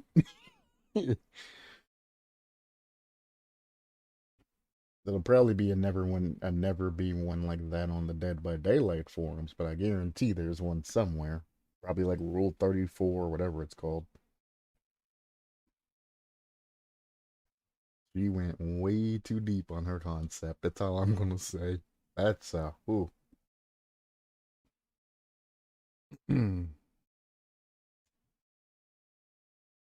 Sometimes I'm afraid what the human mind can create. You and me both, friend. Me and you both. So Slam, not very good. It's essentially smash hit with the killer being there or red the survivors. Just run smash hit. Instead of knocking the killer back, you'll get a sprint burst and you'll get even more distance than that. Smash hit. There's no aura reading, there's no any of that required. It's smash hit. Camouflage. When crouching near a totem, your silhouette is slightly darkened more than usual. And what happens if you're playing any map that's not dark? Coldwind Farm, you know, that's out there, the snow map, the new artist's map, you know, anything that isn't necessarily a dark map.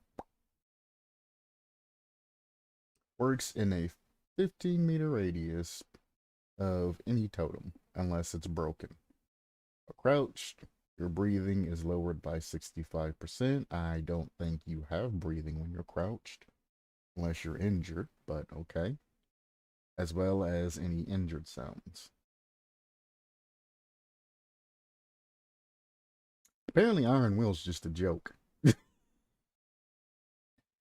Out of curiosity, where are you from? I am from America.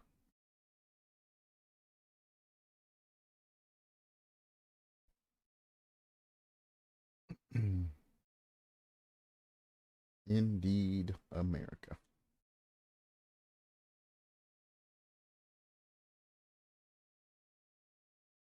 New map, the Silent River. You're trying to incorporate water in the Dead by Daylight, so this is going to have to be water that a survivor can wade through.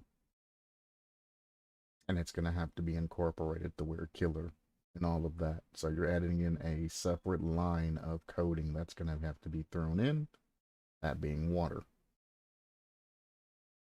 Gonna use that information later, don't ask how.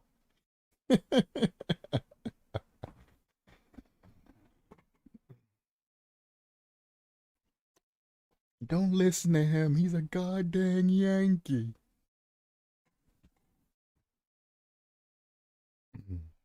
And then there's a house in the woods. So there seems to be some sort of lake, which would have to be wrote water. You knew it. You're gonna see it. Oh no. But whatever you do, what you do, can you leave me a new controller? Because mine's broken. You'll know it when you're gonna see it.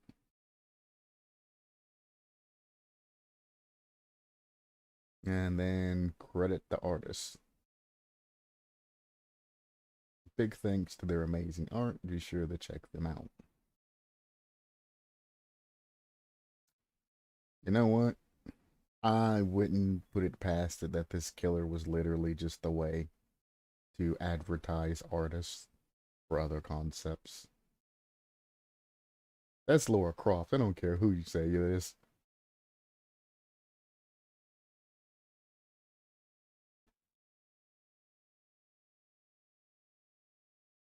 The Knock and all of those names are what they're called in folktale. He thought it was intriguing and fitting for Dead by Daylight. As always, thanks for reading. I really appreciate it. I post these first on Steam. Who posts ideas on Steam? If it's not like I don't even look at a game on Steam if it doesn't have a workshop. Now, if you'd post something in the workshop and Dead by Daylight actually had, like a supporting one where you could add things into the game client side that actually made sense, we would be talking. But Dead by Daylight, like the customizable perk icons and customizable survivors and things like that. Put those on the workshop. Do it almost, well, don't do it like CSGO because then that adds money to the equation.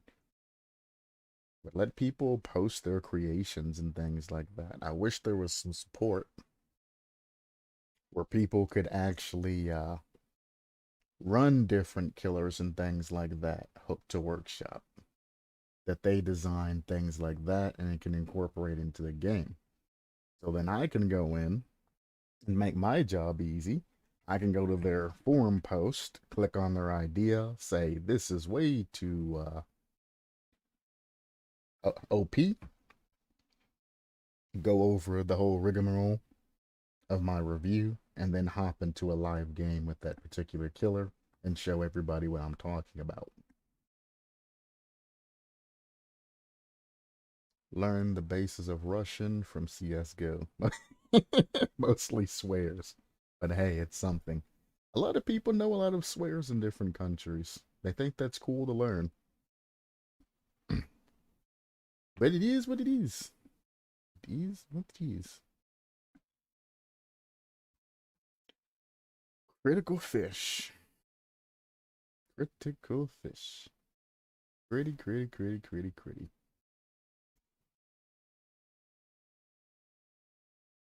Mm-mm. Zealot. Pretty sure I went over this.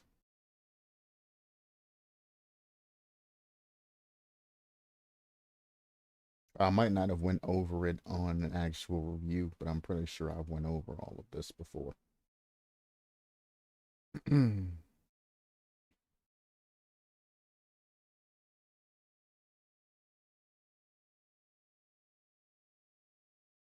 I like the introduction of the little edits and change logs that he did there, but I mean, it'd have to be approved by moderators again, but I mean, any big changes you should send through moderators again, anyways.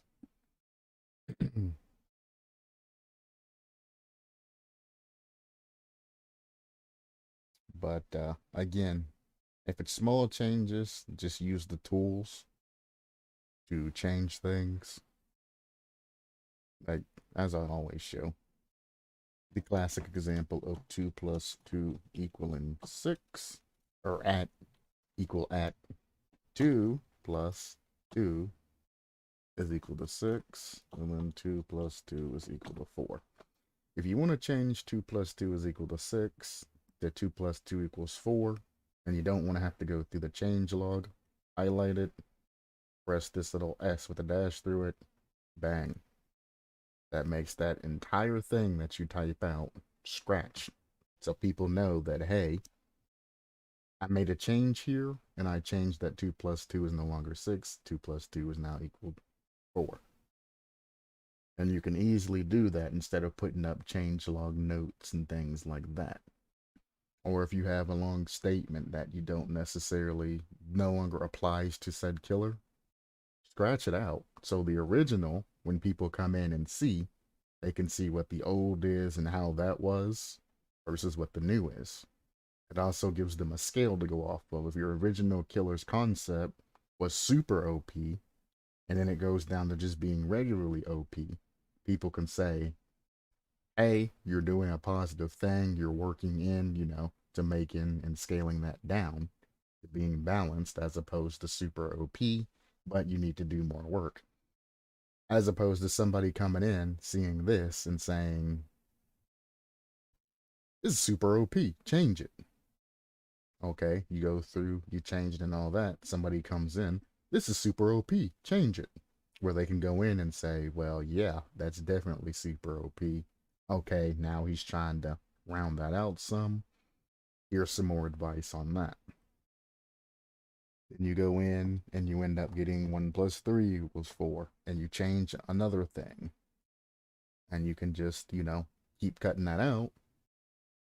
And keep cutting that out till you get the correct x plus x is equal to 4. Maybe people are looking for 0 plus 4 equals 4 instead of 1 plus 3.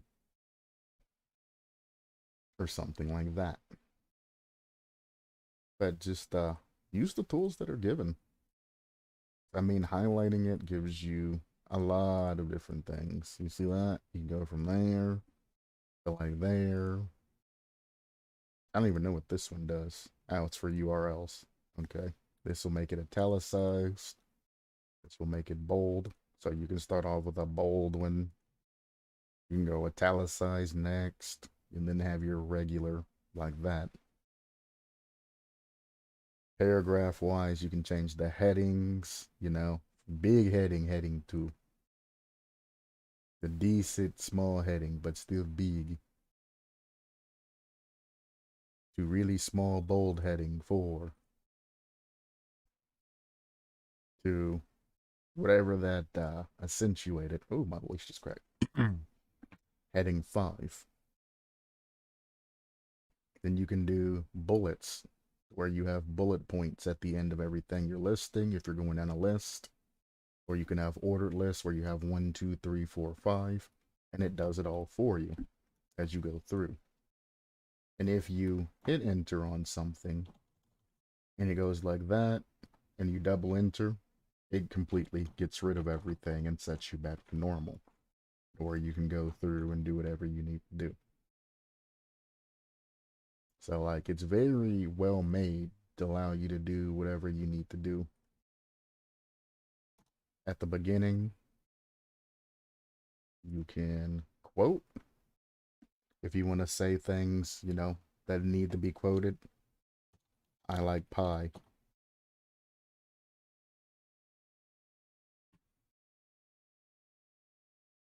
Any quotes that are said or anything like that, there's also a thing that's there that gives you, everything. You can italicize it, you can bold it. I mean, you can do whatever you need to do to change the font in there. I mean, there's a lot of things you can do if you just go through and you mess with everything.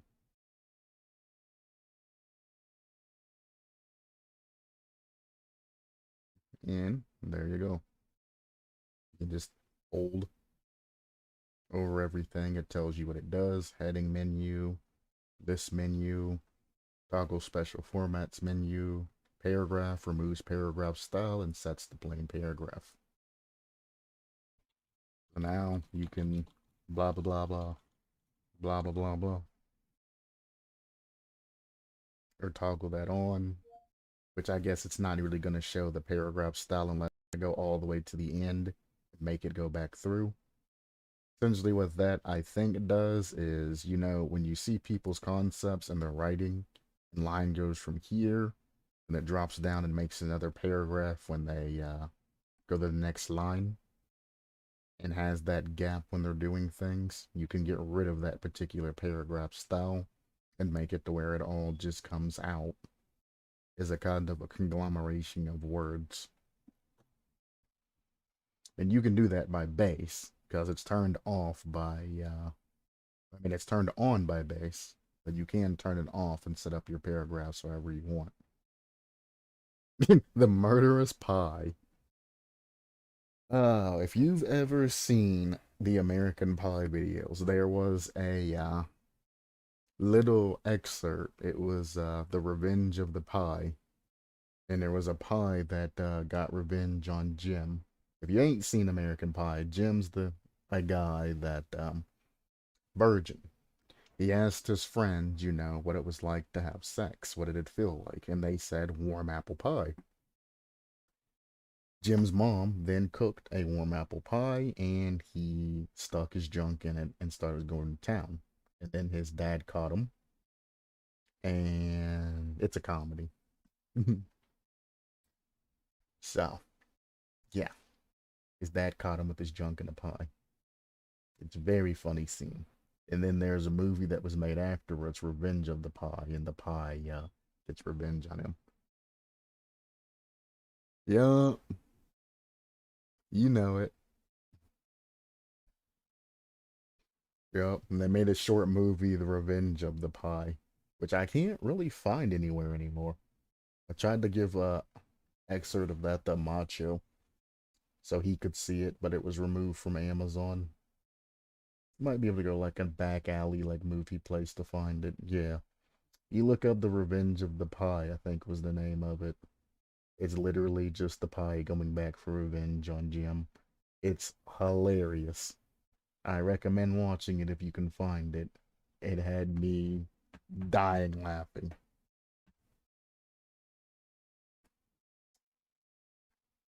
So yeah, Pie Killer could actually be a thing. It's the sort of like meme fun thing, you know, you have a gigantic pie walking around. Mm. Instead of having hooks, you throw survivors in ovens or something weird like that. I don't know. Just something hilarious. Chapter concept. Lost to time. Changelog, courtesy of QTASTIC. Well, look at there. Ah, yes, yes, yes. The hazard. I went over this recently.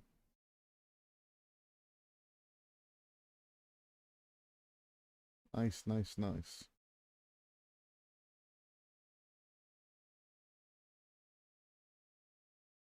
I don't even have to look at that.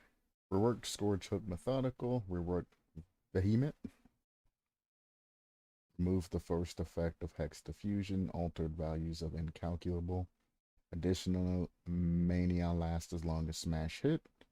Since they're both more niche than your Lies and Sprint bursts out there, which both last 3 seconds.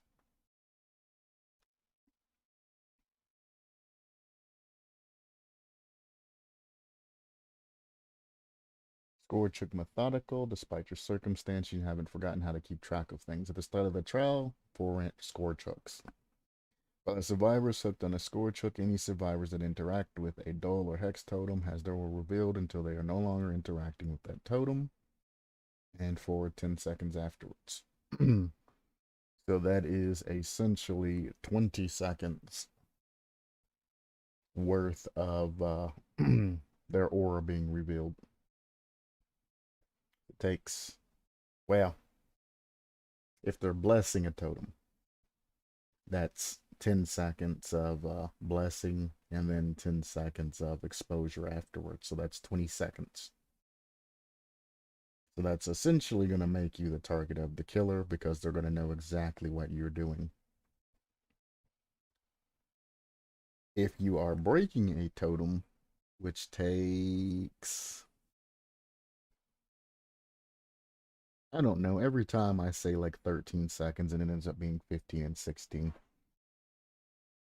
Totem break time DBD. It does not take 24 seconds. Get out of here.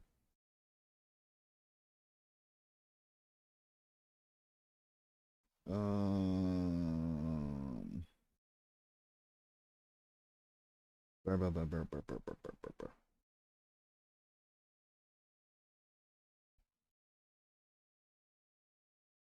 Total?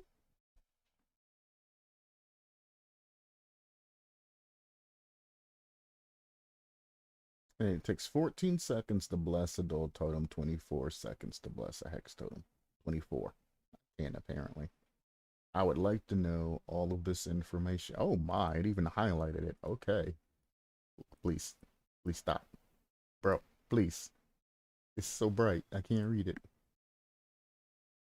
So, how rude. 5 totems. Yeah, yada. It takes 14 seconds to complete for either type. So it takes 14 seconds to cleanse a totem, and you're telling me it takes 14 seconds to bless a totem. That is not correct unless they changed that here recently.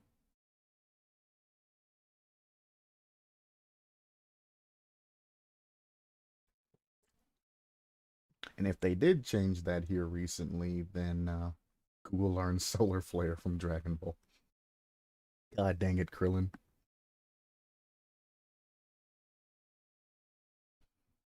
This don't seem right. I don't think cleansing and blessing takes the same amount of time. Cleansing should definitely either be longer or shorter than blessing. It shouldn't be the same time.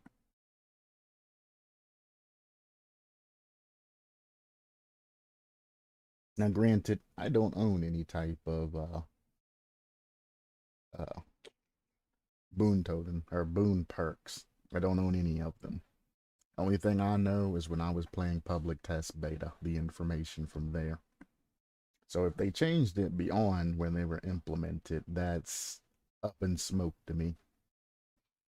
But during PTP, it used to be 8 seconds to bless. They changed that to 10 seconds at one point in time, and I thought that they left it there. And then regular cleansing took about, somewhere around 15 seconds, anywhere from 12 to 15, so I guess it's 14 seconds. But if they made them the same, that's dumb. That is absolutely dumb, especially if they made it 28 seconds to bless a hex totem. That's even dumber to have to wait that much time just to bless it. Literally double the time. I personally believe that cleansing a totem should be faster than blessing a totem. Because in aspect, when you're cleansing a totem, you're literally taking the totem apart and just breaking it. Blessing a totem, you're setting up the entire ceremony of markings and everything, and doing your whole witchetty blessed thing. I do believe that that should take longer.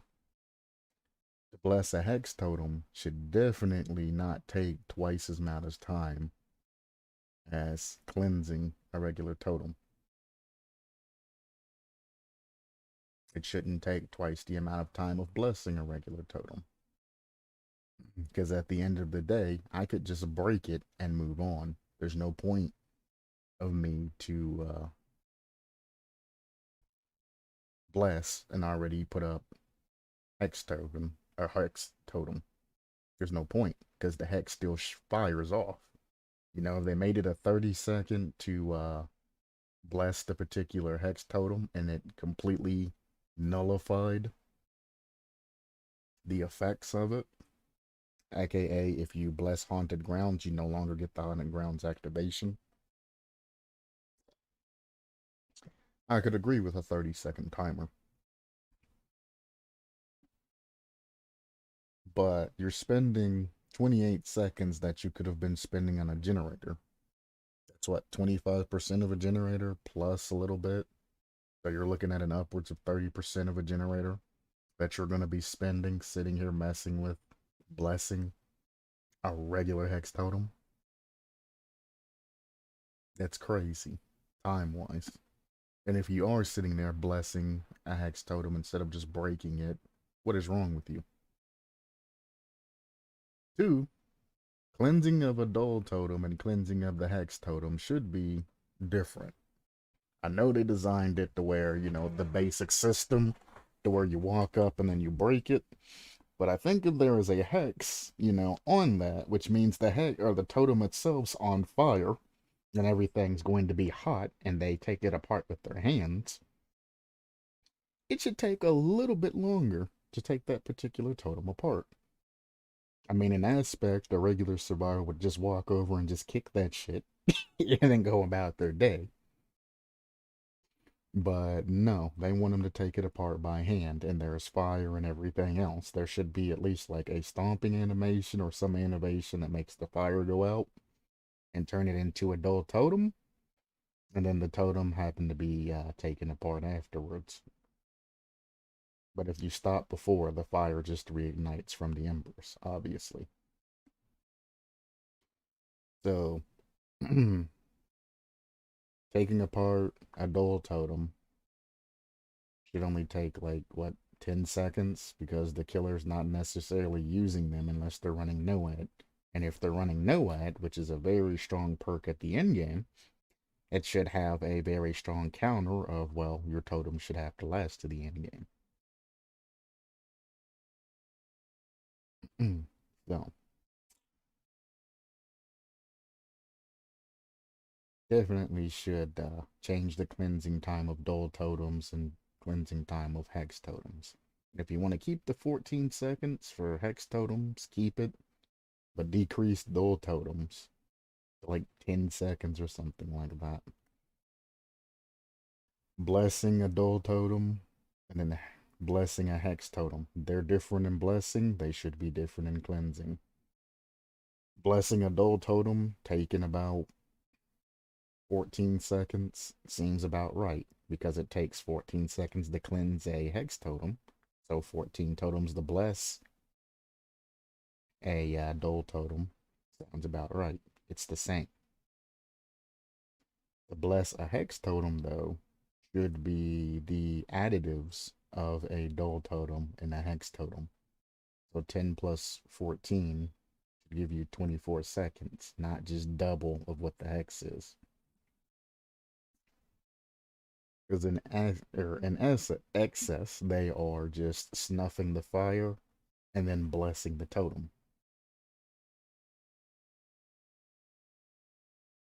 Then again, if you want to add the fact that if you bless a hex totem, it nullifies the effect of the actual hex, aka it stops haunted grounds from activating and things like that as sort of a bonus, you can increase this timer to like 30, 40 seconds to make it extremely difficult, but you're stopping an activation of something that could be negative.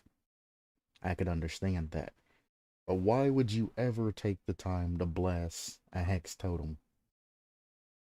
I mean, even if it's in Kill Shack and you have people down in Kill Shack dying and you have Boon Exponential, why would you take that 28 seconds when the killer can just walk up and interrupt you at any point? There's no point. You would just walk over and break it normally and then bless another token or totem anywhere else with Circle of Healing and all of that that they can go to after you save them. Then you add in the rekindling. That's super fast. Says it takes a second. Done. So 14 seconds is apparently how long it takes to cleanse a particular totem or to bless a totem, and 24 totem. Wait, I thought it was 14 and 28. How do you go from 14 to 28 to 14 to 24? 14 to 24. My brain. My actual brain. Boon totems.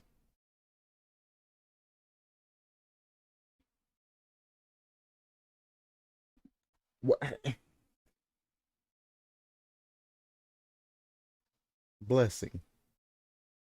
14 seconds dull. 28 seconds hex.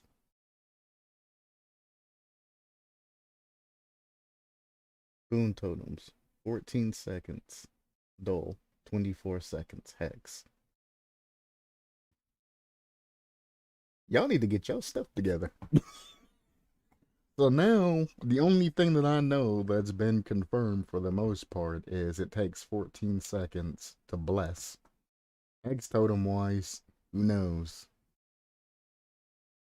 Anywhere from 14 to 28. I'm more apt to believe this because hexing a totem applies the action speed debuff of minus 50%. This sounds more believable. And it's also simple math like Dead by Daylight does by base. So I would say 14 seconds for 28 seconds. But I know the day that I go out, or someday when I go out and I start using this newfound knowledge to my advantage, somebody's going to come through and be like, hey Q, do you know that it takes not 28 seconds but 24 seconds to bless a hex totem? You silly sod. And I'm going to be like, bruh. I have to go with something. I have to find some sort of information to go by. This is the Dead by Daylight wiki, and it's telling me two different things. That's why I generally say 10 to 14 or 24 to 28 seconds. And I just kind of try to combine everything together so you get a general time. This is why when I talk about some things, my numbers are not most important or aren't always 100% accurate. This is why I try to use words when I say somewhere around 10 seconds to complete or somewhere around something like this to complete. Because you can easily go to a conflicting article or Google search it and then use whatever the first thing that's told to you and then try to throw that information into my face. Like this, if you just do a regular thing, it takes 14 seconds to bless a dole totem, 24 seconds to bless a hex totem. And I can click on the particular article where this information came from, scroll down to where it says boon totems, and then completely counter you with 14 and 24.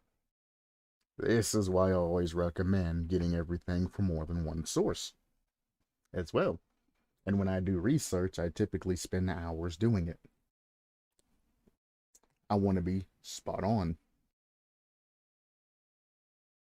This is also what I don't typically like about regular people when they're trying to do research papers, do presentations, or just straight up prove me wrong because, they're that smart ass that don't really know the information and they Googled it beforehand. And we're talking about something and they're like, nope, you're wrong, it's this. And I say, no, you're wrong, it's this. And I've done the research and I know what I'm talking about and I have experience in it. Nope, it's this. And then they pull out their phones, they Google it.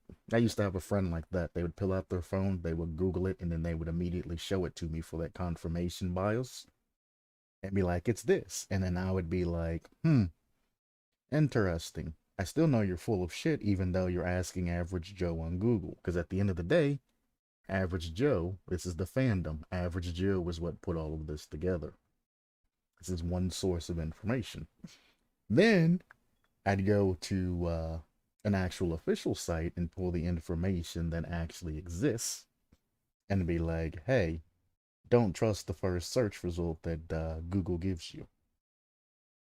If you're pressed for time, when you're doing a live stream like I am, it's sort of different. But like I said, all of these are just references of times of speed. You're essentially doing about double the work when doing a dual totem versus a hex totem. And that's the only comparison that you really need to get from that.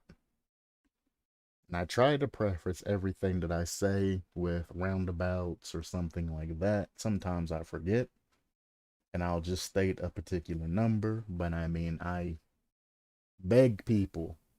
It's like when I say something, it's not the words, like, the end all be all, the words of God. I mean, they might be the words of God to some people, but don't take everything I say seriously. Don't take everything I say super accurately. Most of the things I say are estimations. If I know something like for a fact, I will let you know that I know this for a fact.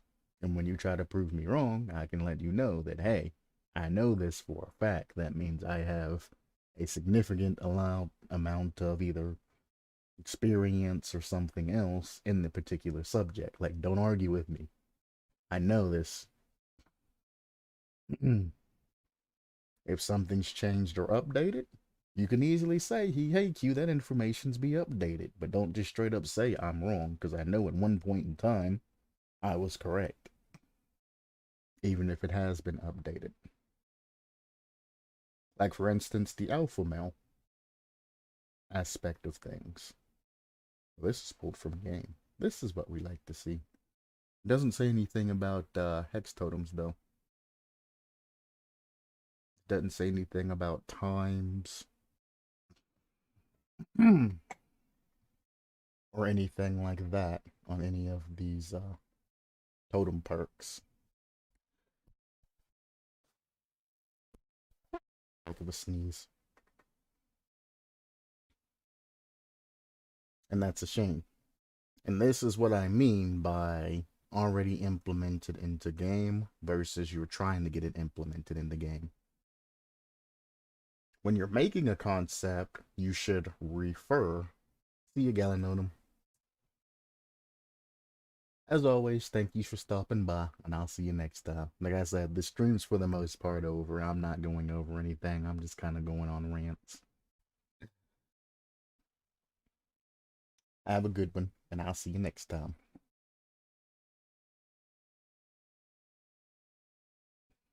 So when I ask people to explain what's going on in their particular head versus things that are in the Dead by Daylight and refer from what they say, I want you to take an idea of how everything's set up, but I also want you to incorporate in the extra details from all of these other perks to give me a clear, well thought out, well designed and well described concept so I don't have to use my brain trying to figure out what you're trying to tell me. If you just add this word for word, and let's say Circle of Healing isn't added to the game and this is your concept, and you throw all of this at me, I'm going to ask you the obvious.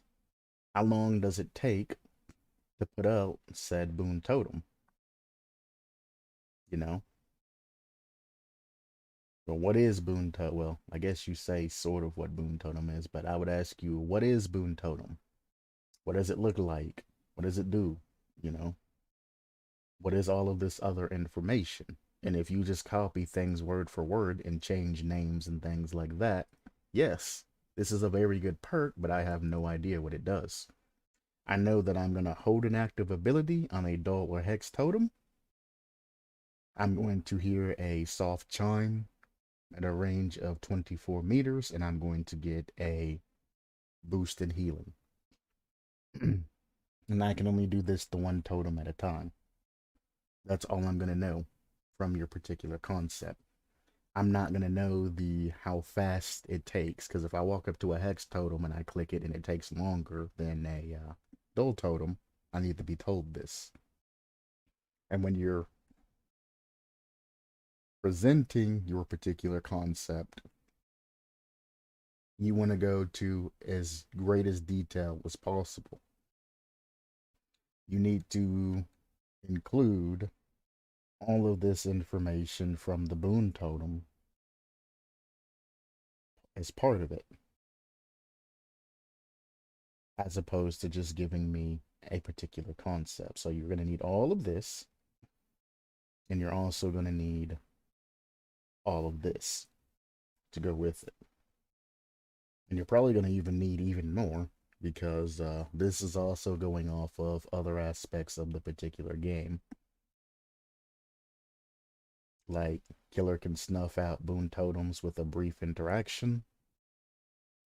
You might want to say what brief interactions are. Brief could be a couple of seconds, brief can be instantaneously.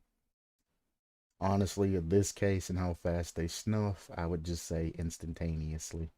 So you don't have to go through and go with times and things like that. It says about the blood points, rewards, removing blessings by the killer.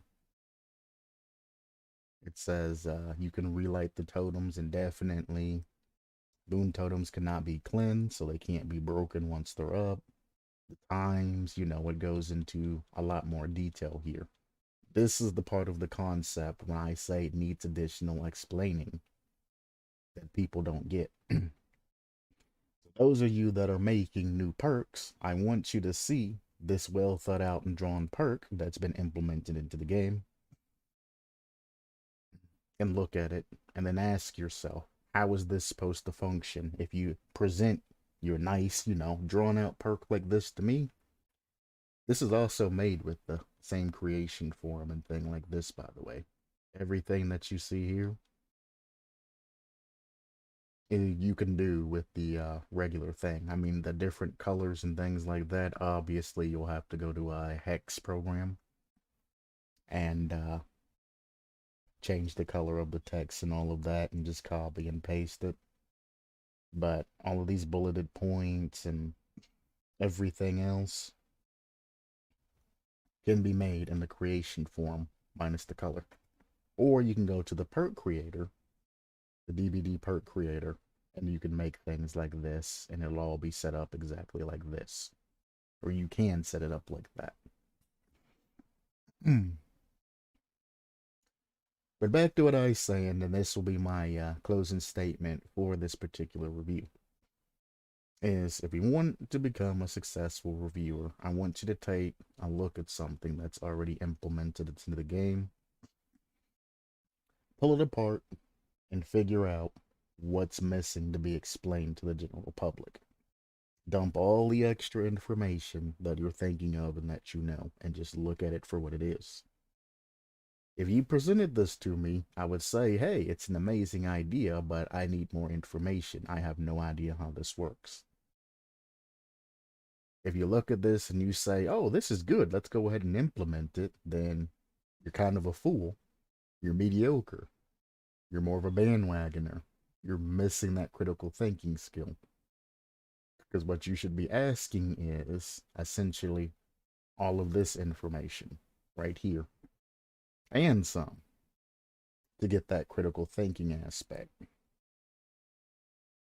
And this back information right here is generally what I ask for and what I'm not seeing in a typical killer or survivor review. You're not going into extreme detail like this and letting me know. I don't care if your perk comes out like this, but somewhere immediately afterwards, you need to have the idea of what all of this is right after it. So I have something that I can get all the information I'm looking for afterwards. Look pretty? Looks nice? Looks easy to read? You can kind of tell what the perk does. You know, this is kind of an overview. Some sort. A more detailed overview, but an overview. And then you get into the nitty gritty of what every single thing does. And any terms that you use that people don't generally understand or isn't included into the game needs to be stretched out and explained. But that's just the classic example of what I look for and what I particularly do when I'm going through things like that.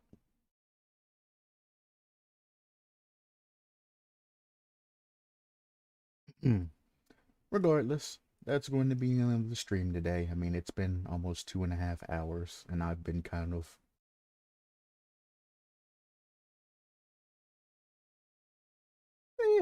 I mean, I've had fun today. We've been joking around. I've still managed to get reviews out on some things, things like that. I'd call it a successful stream. At least more successful is what I usually do. So, here we go. If I get too far off topic, feel free to be like, hey, Q, you're getting off topic. Off topic. Shut up and get back on track. You know? The same thing as we were joking with females and everything, going into too much detail. If I'm going too far down the rabbit hole, grab me and be like, hey man, next topic. We understand, Q. Continue on. Don't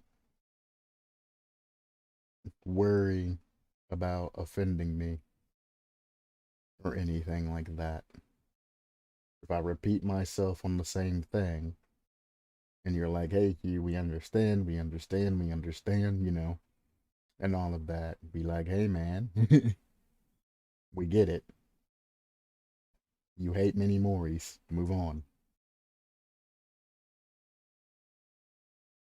Like I said, I am a lecturer and a reviewer by trade, which actually is a very good combination because it allows me to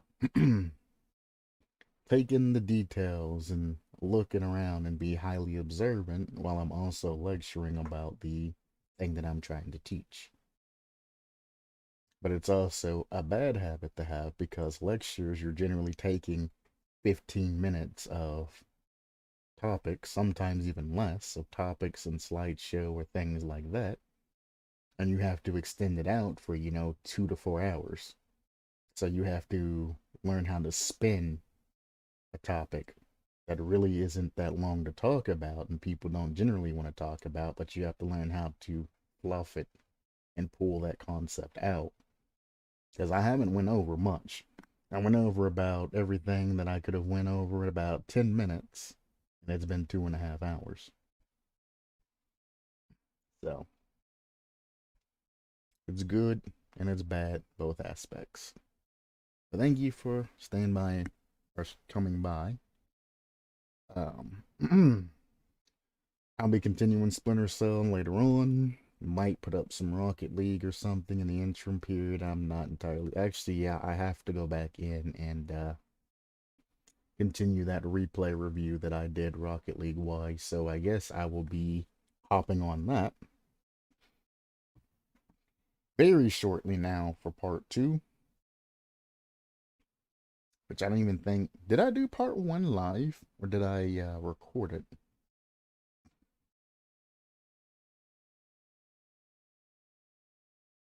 Hang on.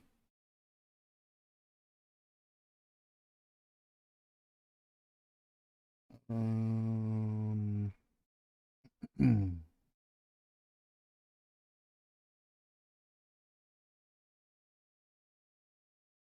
that's the one that crashed.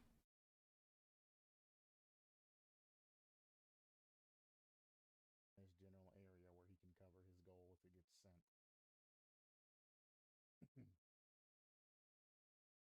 And 9 times out of yeah. So I've actually been recording this series. I don't know if I'm going to record everything separately or I'm just going to release that particular replay in different parts. Because I'm essentially taking a 5-minute replay and I'm spending like an hour in between every like 2-minute goal to try to explain everything clearly from multiple perspectives. At least that's the goal. So, Rocket League side, you have content coming. I'm reviewing one of my own replays. Well, not one of my own replays. I played 3 games, one low level, one medium, one high. I'm doing the low level review now. I've done up to the first goal. I'm about ready to hop back on it since it is a recorded series. I'll have to edit and do everything like that afterwards. So within the end of the month, I hope to have this released. I might edit part 1 today and just release it, or I might wait till the whole thing's finished and then edit out me messing with Epic Pen and things like that and release a regular, like 20-minute video like most content creators. So look forward to that. Um, I don't know why I'm still here. I'm bored. I'm procrastinating. I don't want to do this Rocket League replay review. It's a low level game. It's slow, it's boring, and it's full of a lot of mistakes that I have to go over. So I'm stalling. Sue me, okay? Don't sue me, actually. But yeah. I have work to do. So I'll see you guys later. Peace. Also, supplement your lifestyle.